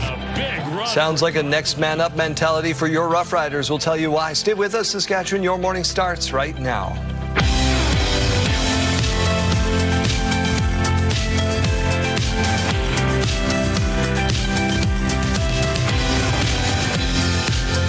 Welcome to Your Morning Saskatchewan. I'm Daryl. And I'm Janelle. We hope your day is off to a great start. Big happy birthday to my Uncle Mark, celebrating 70 years today. Wow. In Paynton, Saskatchewan, where they're hosting a rhubarb festival this weekend. So going to make a little trek north with my dad. Nice. Well, happy birthday, Uncle Mark. I love little rhubarb. Strawberry rhubarb. Get it, yeah. Pie, yeah. Let's get to something else. This is not as fun as pie or birthdays. This is devastation, and it's in Venezuela. A pair of devastating earthquakes rocking that country. The search is on now, and rescue operations underway. Stephanie Ramos reports. Overnight, urgent search and rescue in Venezuela. 2 massive back-to-back earthquakes killing at least 164 people. Watch as violent shaking sends a section of the Caracas airport collapsing in a cloud of dust. Travelers scrambling to escape. Parts of the terminal left looking like a war zone. The airport now closed.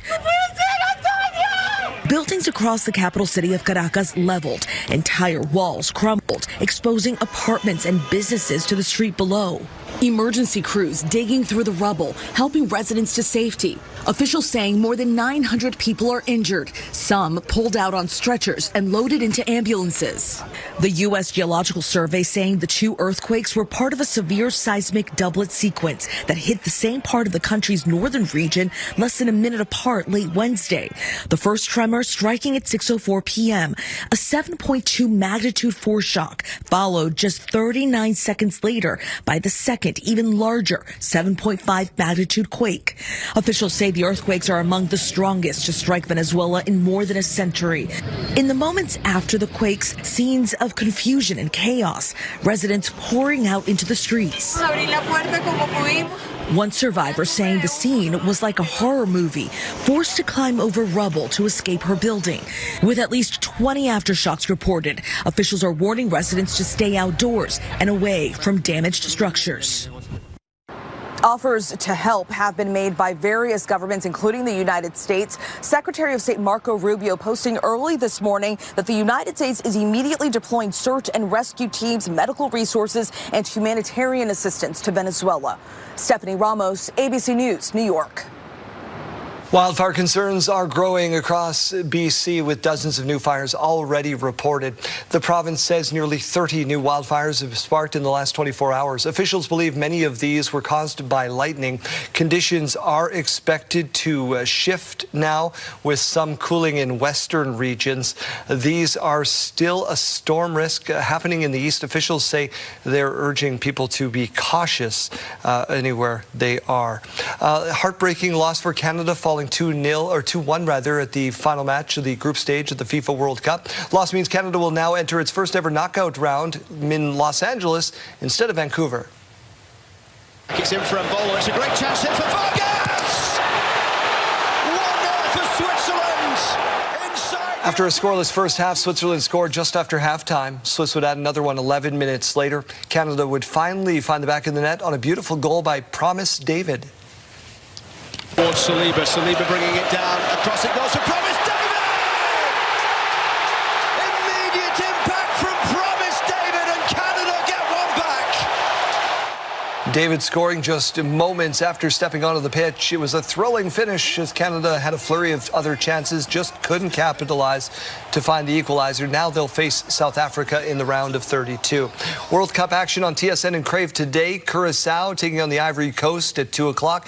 Germany and Ecuador will round out Group E. 5 o'clock, it's Tunisia and Netherlands kicking off alongside Japan and Sweden. Tonight, the U.S. faces Turkey. That's how they're saying Turkey now, Turkey. And Paraguay will take on Australia in Group D action. Arena talks in Saskatoon. We're following this very closely, Jeremy. Yeah, Daryl, Saskatoon City Council has directed administration to go ahead with a partnership on the city's downtown arena project. The city and the Muskeg Lake Cree Nation will explore a strategic partnership on the development of the event center and entertainment district. While this opens the door to negotiations, the city calls this an early step. No decision has been made. Formal talks will now begin and return to council once key terms are put in place with more details. City administration says it makes sense to go directly to Muskeg Lake Cree Nation instead of opening it up to broader competitive process. Administration will also update council on the progress every 2 months. City officials stressed no deal has been reached, no money has been committed, and any agreement involving finances or governance would have to come back to council for approval. The Water Security Agency is issuing another water advisory, this time for the North Saskatchewan and Saskatchewan river systems. The WSA says significant rainfall in Alberta the last week means above normal flows are moving downstream and will cause the North Saskatchewan River to rise by nearly 2 meters at North Battleford. That'll be on Friday, in Prince Albert on Saturday. Says flows are expected to increase from about 450 cubic meters per second to 1,500 cubic meters per second. The high flows will proceed downstream into the Saskatchewan River, causing it to rise about 2 meters as well. The flows could remain high for an extended period, given rain in the forecast. People are advised to be careful and stay away from those waterways. Well, Daryl, a rally in Regina yesterday. What were they calling for? A meeting with the Premier and Health Minister. They were members of CUPE Local 5430. They've been without a contract since March of 2023. They were hoping that the Premier or the Health Minister could influence management towards working towards a settlement in this dispute. CUPE says it may conduct a strike vote as early as this summer. We really wanted to send the message to them that we're ready for a raise. It has been too long, so if we have to come to their doorstep to get this government to listen, we will. Our long-term care residents, our communities, and our families are important to us, and the Sask Party has forgotten about us. The Health Minister agreed to a meeting in July or August. Regina City Council approved continuing or possibly expanding its fare-free transit project for some high school students. It was a 6-5 vote in Henry Baker Hall, continuing its Johnson Collegiate Fare-Free pilot project for 26-27 school year. Various residents voiced their support for the project. Some councillors were worried about that $49,000 price tag. The capital and operating or almost $20 million. And I know after last year's budget, that's not really obtainable right now. Support, tangible support, like contributions from either the school boards or students or whatever it is, to be expanded to in a bigger way. So those conversations are ongoing and would continue. You can stream our full conversation with Regina's mayor on our website. Changes are coming to the hours of operation for all Regina Public Library branches. Some will be open for the day a few minutes later or close a little earlier. Wayne Mantiga with why. It's the first significant revision to library hours in recent years and follows a study into usage patterns. So we did a lot of looking at customers, how they used our spaces, looking at our data. So that's like how many times people are coming through our spaces, when are our books being checked out. Major branches like the Downtown Central Library will now open for the day a few minutes later and close a few minutes earlier on some days. Operating hours saved will be redirected to opening Sunday mornings. We have made some changes that we hope and we believe will be really supportive to our communities and how they use our locations. So that means some of our larger locations, George Bothwell, Sunrise, and Sherwood Village, all have additional evenings and additional hours on Saturdays and Sundays. Some smaller branches like Connaught will no longer open on any evening, but will join all others in being open 7 days a week. Many library patrons believe the new hours will work better for them. I like the changes for the most part, but the hours, for some, may not like it. I for sure usually like to study on Sunday, and I find that if I get an earlier start, then it really just increases my ability to make sure that I get everything done and I'm super productive, because I find if I wait till about afternoon, I'm not quite as productive. The changes to library hours won't save money or add additional costs. Combined operating hours system-wide will be the same. Wayne Mantiga, CTV News, Regina. The Saskatoon Mamba's 4-game win streak has come to an end. Back and forth. Now Davis spots up, open look. That's good. The Edmonton Stingers narrowly edged the Mamba 115-108 last night at Sasktel Centre. The Mamba will try to get back in the win column on Sunday in Edmonton with a rematch with those same Stingers. We now know who will hit the stage at the 2026 Canadian Country Music Association Awards in Saskatoon.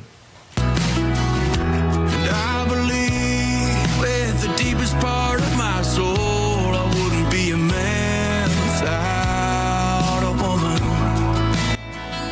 Dean Brody, who is set to release his 10th studio album called The 10th Album, great name, will hit the stage along with Saskatchewan's own Hunter Brothers, Kelsey Kulik, and Jess Moskaluk. The James Barker Band, Rec Laws, and Owen Wriggling will also perform. This is just the first wave. There are going to be more. CCMAs are happening at Sasktel Centre in Saskatoon on September 19th. They will air exclusively on CTV and Crave. Continue to talk about the CCMAs as time goes on. In the meantime, we need to get a look at that weekend forecast. Yeah, let's take a look at what we are seeing so far. A little bit rainy, some thunderstorms on the way, but let's take a look right now at this morning view brought to you by Stars Lottery. Your ticket funds life-saving care across Saskatchewan. Currently here in Regina, sitting at 17 degrees, starting to see those temperatures warming up, 13 km/h wind speeds, and we're still seeing that sunshine. Over in Saskatoon, a sunny start as well, sitting at about 17 degrees, and that wind nice and light at about 6 km/h. Now let's take a look over at our futurecast and see what we can expect for today and into tomorrow. Still looking like that precipitation is on the way, but scattered showers. We won't be seeing too much of it, and that is of course reflected in this total rainfall amount. We haven't seen significant changes. Yorkton still fairly low at about 1 millimeter, and this is tomorrow afternoon around 3:30, and by 6 o'clock tomorrow evening sitting at 2. For some current temperatures now throughout the province, Buffalo Narrows at 18 degrees, Spiritwood and Melfort both at 17, Nipawin and Hudson Bay at 16 degrees, Kindersley and the Battlefords at 17, East End 14, Swift Current at 16, Yorkton 17 along with Regina and Weyburn, Estevan 15 degrees and Wynyard 18. Now for our highs, still seeing that sunshine across the boards here for today. The Battlefords at 25 for their high. Prince Albert 24, Swift Current at 23, Weyburn 24, Yorkton and Estevan both seeing that 23 degrees. So again, seeing that rain a little bit later on today, but for the most part this morning and this afternoon expected to be beautiful. Now for some 5-day forecasts here in Regina, 23 for our high, reaching about 13 tonight as the low. More sunshine tomorrow with 25 degrees. Over the weekend, expecting to see that rain a little later in the afternoon and towards the evening. Starting to see that risk of thunderstorms returning. We've got 20 for our high on Saturday, Sunday bringing us to about 23 degrees and Monday 22. Over to Saskatoon, 23 today for the high, 13 tonight as the low. Seeing that rain a little bit later on, and tomorrow a cloudier day. Still reaching, however, 26 degrees, so a beautiful Friday. Over the weekend, that risk of thunderstorms, 20 degrees for the high on both Saturday and Sunday. And Monday, a little bit of that rain returning with that risk of these storms, with 20 degrees for the high and 14 Monday night for the low.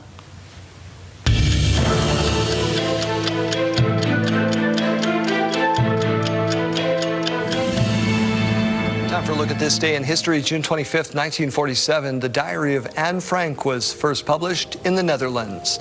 June 25th, 1968, Lincoln Alexander was elected MP for Hamilton West, becoming the first black Canadian in the House of Commons. And June 25th, 1993, Kim Campbell was sworn in as the first female Prime Minister of Canada.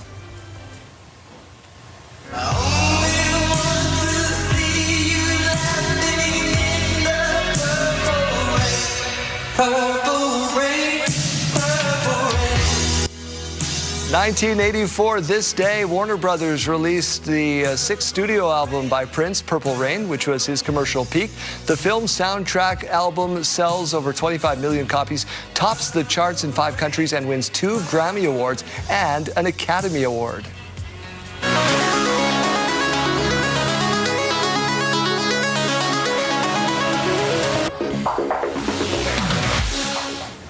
In case you missed it, a jeweler in Dubai has turned a Lego World Cup trophy into a diamond-studded showpiece. So just to motivate him, I thought, okay, I'll add my special touch. I will add my sparkle to it, So we started with the plate, which states the FIFA World Cup, And after finishing that, I decided to add more diamonds to it. Yeah, the trophy was put together by his son, and then he stole it. Added 900 pieces of diamonds set on an 18-karat gold on the trophy. He says it took him 35 days to complete. He says he's not looking to sell it either, but he says possible we could put it up for charity auction or maybe donate it to a local museum. He's also not looking to give it back to his son. No. Right? Yeah, not in the cards. Not your allowance. Those trophies are expensive. They're a couple $100s to buy that set at one of your retailers. I believe it. This one's diamond encrusted. Encrusted. We're back with health news right after this.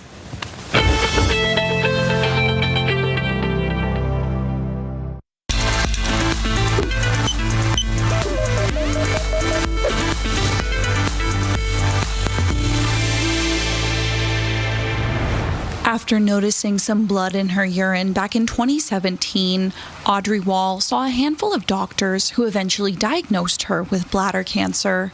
They found out that there was a tumor in my bladder, which was shocking. It's devastating, actually, when you have that C word come across you, to have cancer. But during her 2.5 years of treatment, Wall was determined to stay positive. She began looking at ways to support her mental health and even took up painting. Now, 8 years cancer-free, Wall is helping others access support that she didn't have during her treatment, thanks to Bladder Cancer Canada. I had no one to talk to, no one that had experienced this kind of thing before. And I thought it'd be so good to have a one-on-one conversation, which I did. And also I became a one-on-one support person for others that are going through cancer and going through treatment like mine. Bladder Cancer Canada is traveling across the country to host a series of educational events, and the organization made a stop in Saskatoon on Tuesday evening. We want to make sure that patients everywhere around Canada and then also around the world are aware of the signs and symptoms. Also, bladder cancer is the 5th most common cancer in Canada. It's the 9th most common cancer worldwide. So I feel like people don't discuss it enough. Calero added that bladder cancer is the most expensive cancer to treat on a per-patient basis. Because it requires ongoing surveillance. So once you're diagnosed, for the rest of your life, you will have to have a cystoscopy and other treatment, which then means it's the most expensive because it's traveling to locations if you don't live in an urban center. Wall shared her story as a guest speaker at the event. She says the evening was an important opportunity to help those with a bladder cancer diagnosis understand that many resources are available and they aren't alone. It's not the end of the world. You know, there are treatments that work, so that is so good. It's not like it's a end of story kind of thing. So it's like there is treatments that can be available to you, which is so good to know. Hallie Mandrick, CTV News, Saskatoon. Health Report, brought to you in part by SEIU West, Saskatchewan's first healthcare union. All right, let's check in one last time with our Mike Siona out at the Shakespeare on the Saskatchewan site this morning. I'm joined by Alyssa Billingsley, one of the cast members here at Shakespeare on Saskatchewan, and such a unique experience, I would think, in the theater world. Talk to me about the experience of playing here. Well, we get to do 2 shows in rep, so there's usually like a comedy and a tragedy, or a comedy and a history, so that's exciting, and we get to perform outside in this beautiful location. There's nothing better than being by the river all summer. It's really awesome. No doubt. Now, 2 shows probably means a host of characters. What will you be playing? That is so accurate. I am a host of characters. Probably the most notable that I'm playing in Julius Caesar is the soothsayer who says, "Beware the Ides of March." If you don't know what that means, you should come find out what happens on the Ides of March to Caesar. And in the other show, Much Ado About Nothing, I play Borachio, which is actually a play on words for like drunk guy. So I get to be a villainous drunk pirate. Fantastic. That sounds like a dream come true here. What are some of the struggles, though? I mean, we talk about how great it is to play outside and just how iconic this venue and this, I guess, festival, if you can call it that, but it's the full run. But there must be some challenges as well from your perspective in terms of, you know, just the schedule and the grind. Yeah, I mean, actors and all the creative team are pretty used to grinding hard when it comes to rehearsals and putting on shows, but it is a lot to do 2 shows in rep, and this season we're doing all our mornings are Much Ado About Nothing and all our afternoons are Julius Caesar. So if you're sleepy like me for the tragedy, you're like, oh, I want to have a nap. Fantastic. Well, do not have a nap. If somebody is not well versed in Shakespeare, this is a great introduction. It truly is for everyone, and the venue is so impressive. Yes, it's awesome. Even if you don't know Shakespeare, you should come check out the site, check out a show.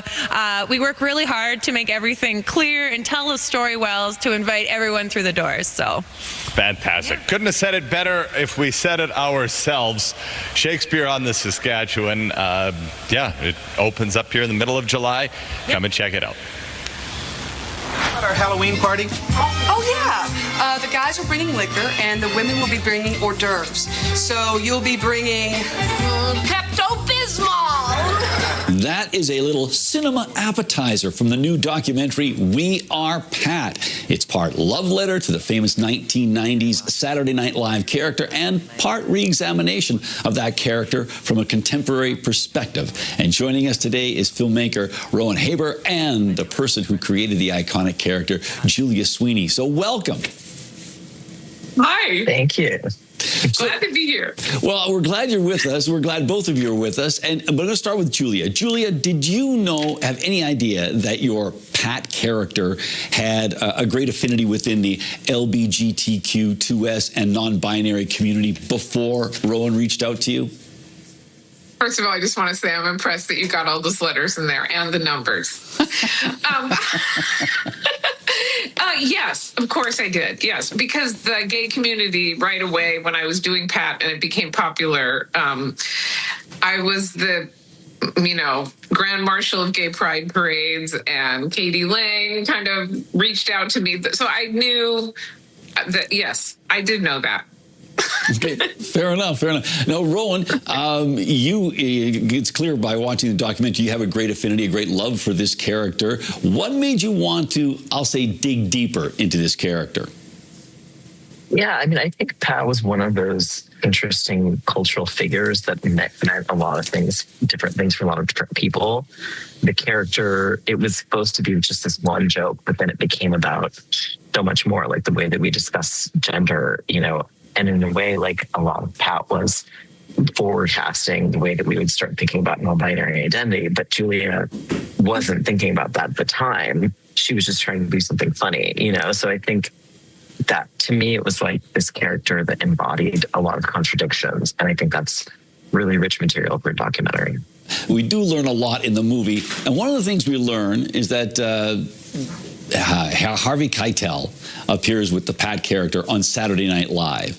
And then a year later, as famously we all know that Julia plays Raquel in Pulp Fiction. Did that SNL connection lead to Pulp Fiction? Oh, that's such a funny question. No one's asked me that, and the answer is yes. Because Danny DeVito had hosted, and we really connected, Danny and I, and he said, you got to meet this kid that I just met named Quentin Tarantino. And he just made this, film Reservoir Dogs, which I had seen and loved. So that was exciting. And he said, you guys love old movies. And, now it's funny to me because he is really so beyond me in that way. But according to Danny DeVito, we were similar. And so then the very next week, Harvey Keitel hosted, and Danny had called Quentin and said, go with Harvey to SNL to meet Julia.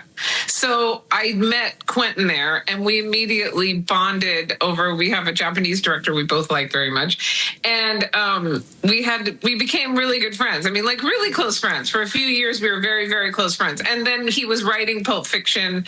And so, yes, I could go on and on about that. But yes, that is a connection. Thank you again. Once again, the documentary is We Are Pat, and our guests have been Rowan Haber, the director of the film and the creator of Pat, and also what your friends from Saturday Night Live call a great utility player, Julia Sweeney. So thank you so much for being with us. Thank you so much.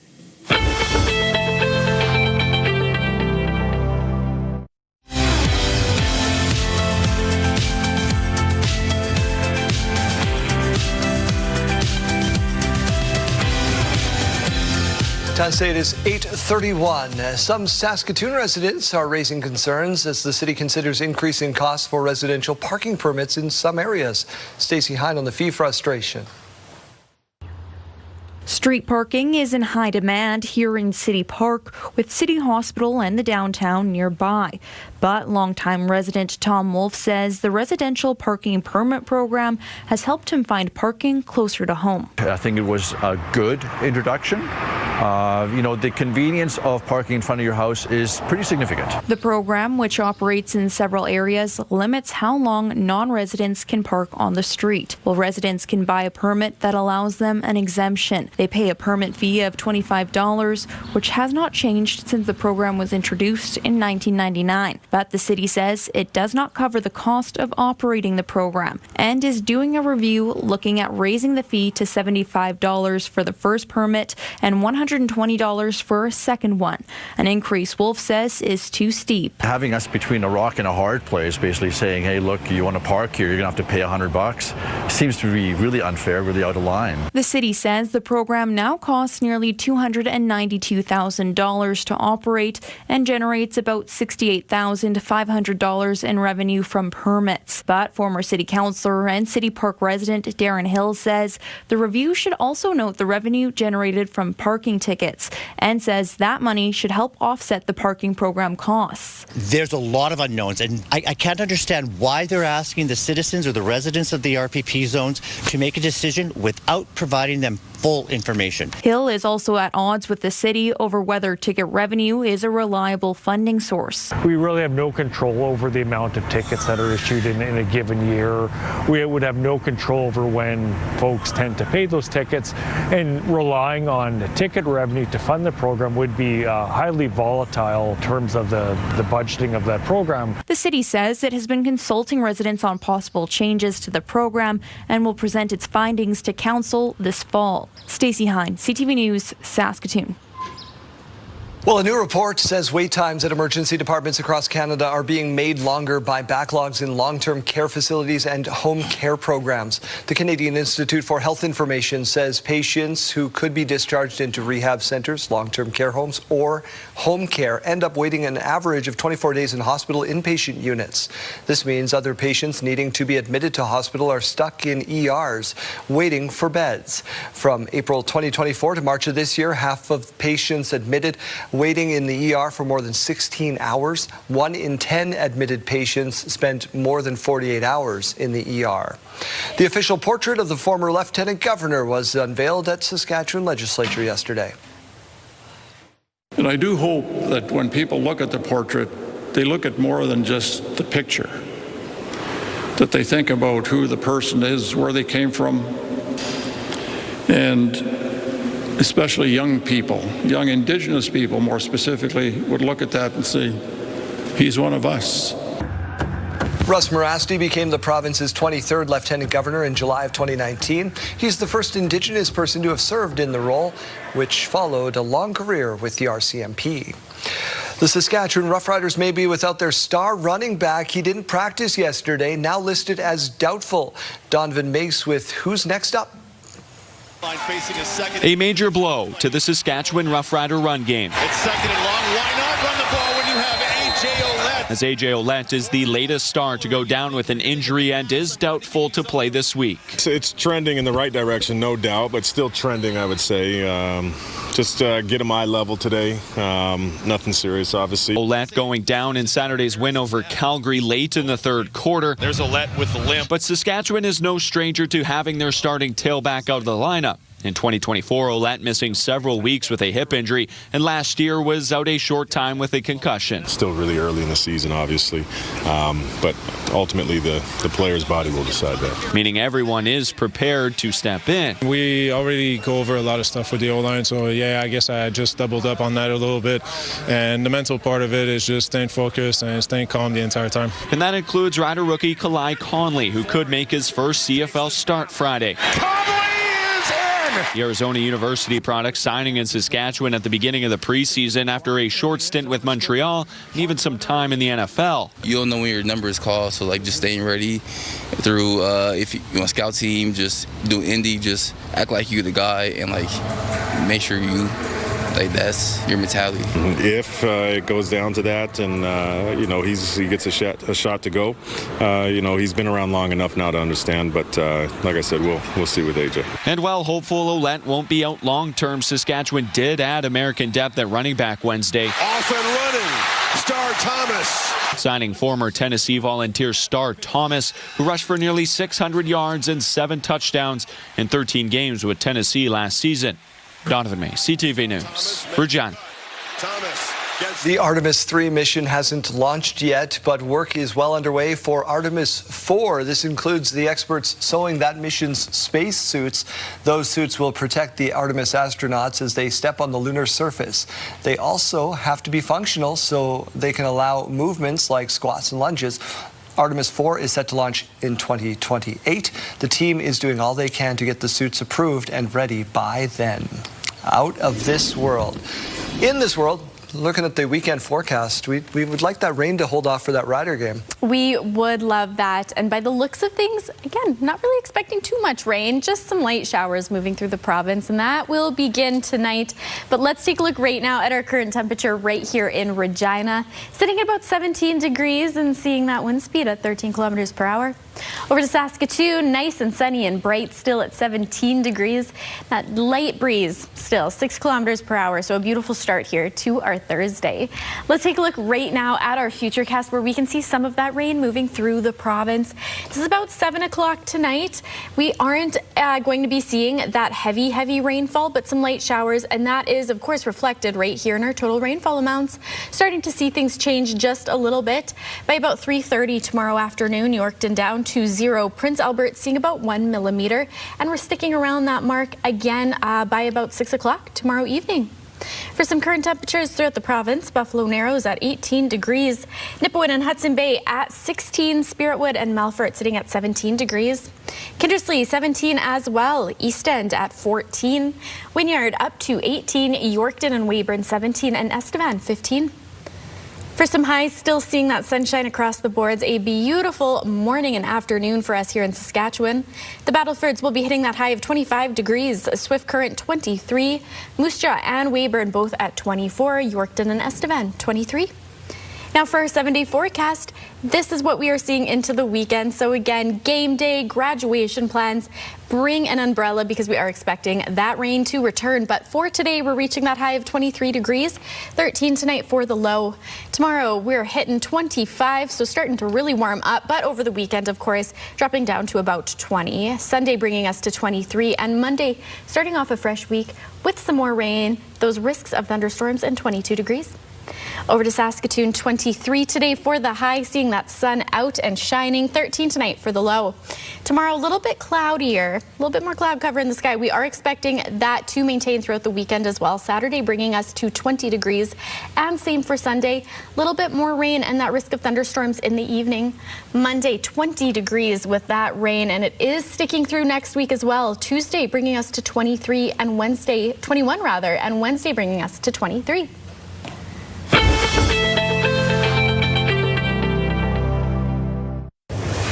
I'm Kathy Lee in Calgary. Tonight on CTV National News. Dangerous delays in emergency care.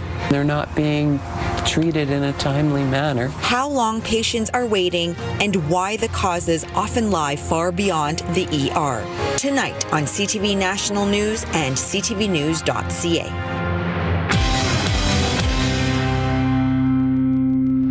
Some of the best baton twirling athletes in the country will be in Regina from July 1st to 5th for the Canadian Championships. It's all being held over at the university. In studio with us, Gabriella and Elise. They're going to teach us a little bit about how this whole sport works so you guys can go out and enjoy it at the university. Ladies, thank you for being here.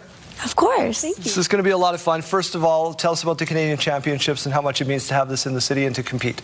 Yes, so it'll be very exciting because it's held every year in a different province, but some are very close, like Calgary and Edmonton, and some are very far, like Moncton in New Brunswick. So it's very exciting to have a home gym advantage here in Regina and have the new sport. What can we expect when we go out and watch this? You're just going to expect a lot of a fun atmosphere and just a lot of cool twirling. Okay, so we can't just talk about twirling. We got to see a little bit of twirling. So let's start with you. Give us a couple seconds, demonstration of what we're up for, and then we're going to learn how this works.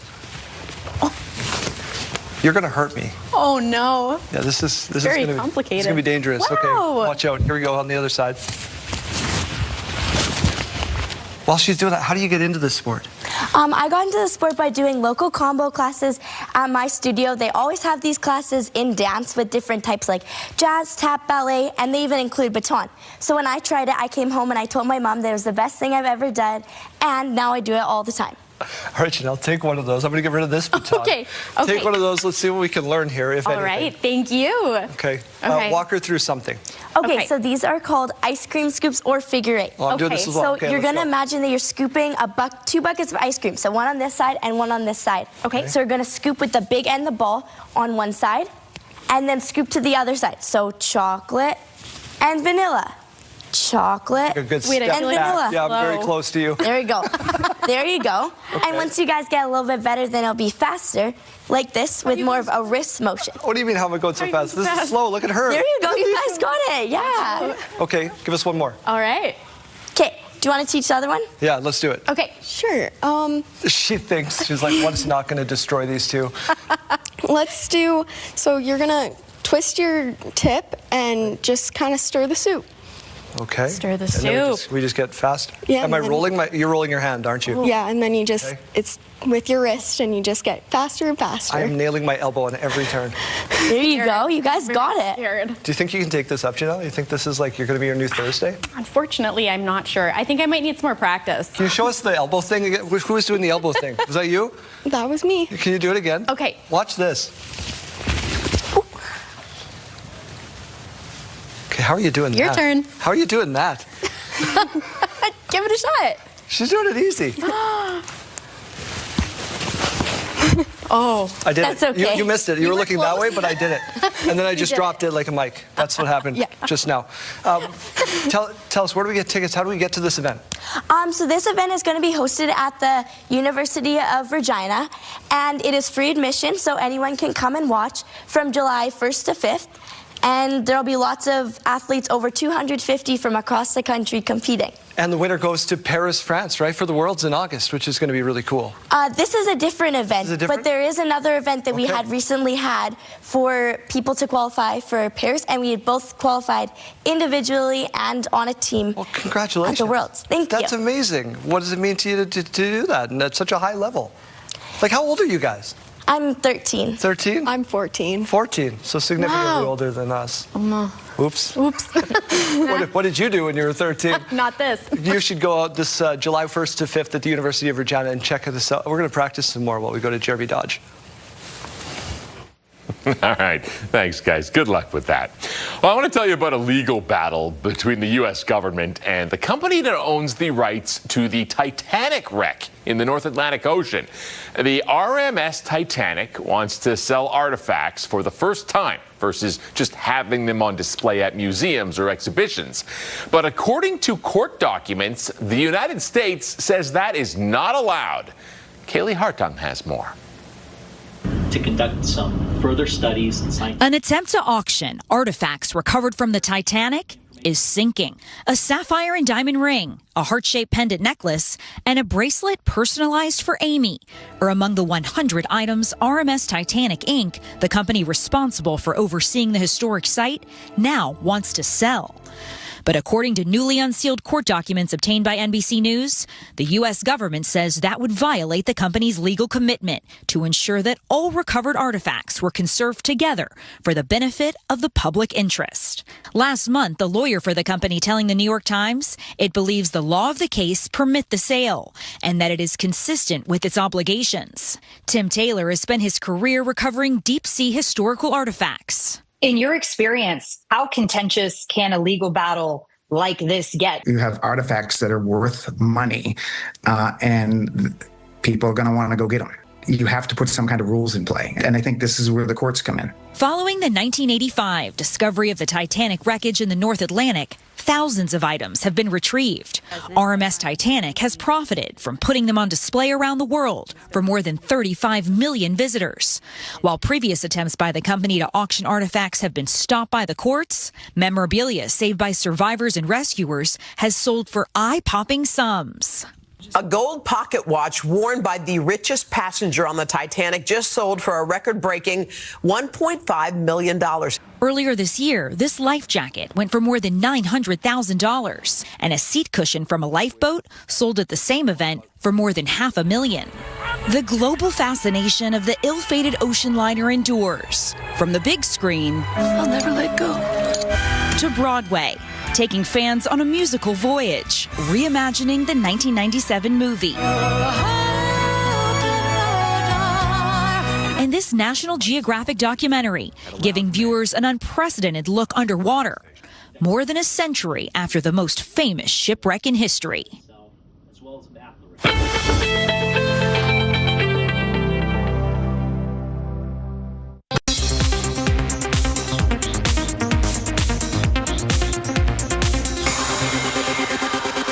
This morning, new possible clues about Taylor Swift's marriage to football superstar Travis Kelce. New York City officials tell ABC News an event company has filed a permit requesting closure of the street outside Madison Square Garden from July 2nd to July 4th, a potential sign of planning for a Swift-Kelce wedding reportedly taking place July 3rd. The officials said the permit application also requested permission for an exterior canopy that could be used to conceal comings and goings, and listed the size of the event between 500 and 999 people.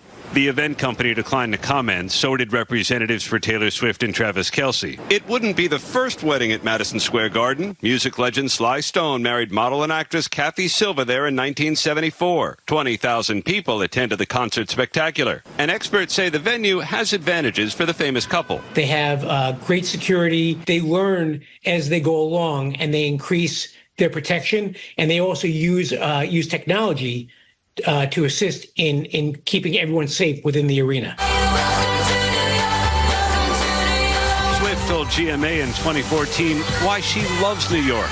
Everywhere I go, I'm just like, you need to go to New York because it's my favorite place in the world. It's the greatest city in the world. Swift has called New York City home since 2014. She attended Game 4 of the NBA Finals at Madison Square Garden, cheering on the Knicks courtside.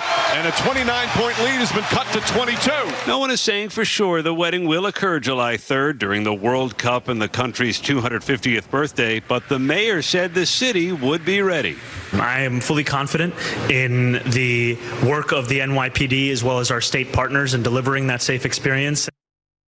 There's no way to know for certain whether Taylor and Travis will say I do here at Madison Square Garden, and Taylor has been known to fake out fans before, but the permit application no longer has blank space, so it's possible something's up. Aaron Katursky, ABC News at Madison Square Garden in New York.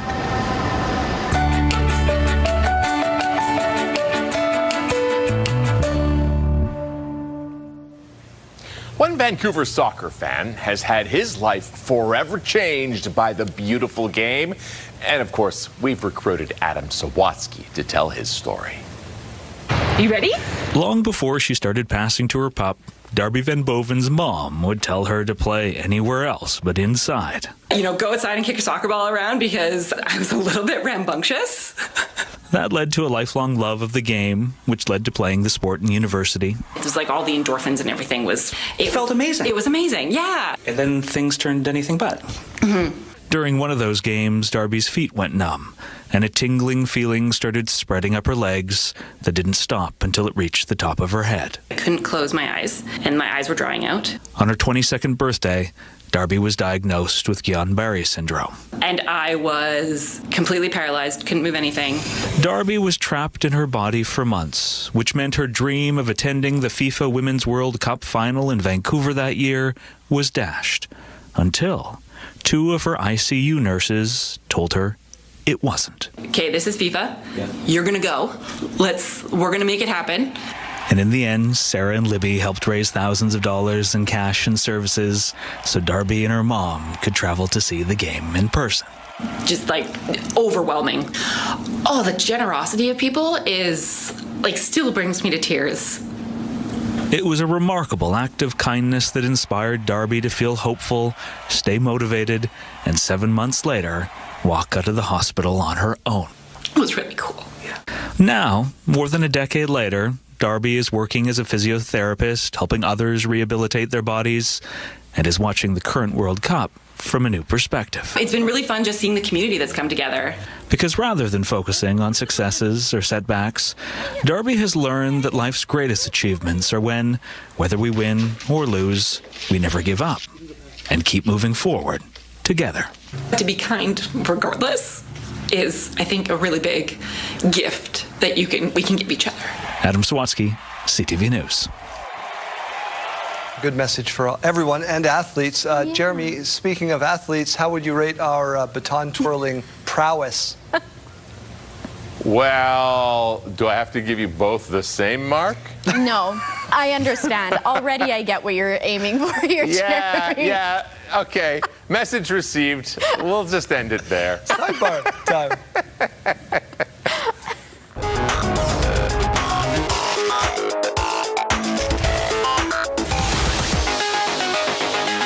I give you a 7. Thank you so much. That's very generous. Out of 25. Sometimes it's worth it to take the scenic route. I feel like, oh, it's kind of easy, but after start riding, it's so hard. So Yuto is from Japan. He's following his team during the World Cup. Team Japan travels in style. Yuto rides his bike. He says he rides an average of 80 kilometers a day, and it's not always an easy trip. 80K anywhere is difficult. Wow. He's had flat tires, he's had accidents. Always found a little bit of help along the way. He's getting there.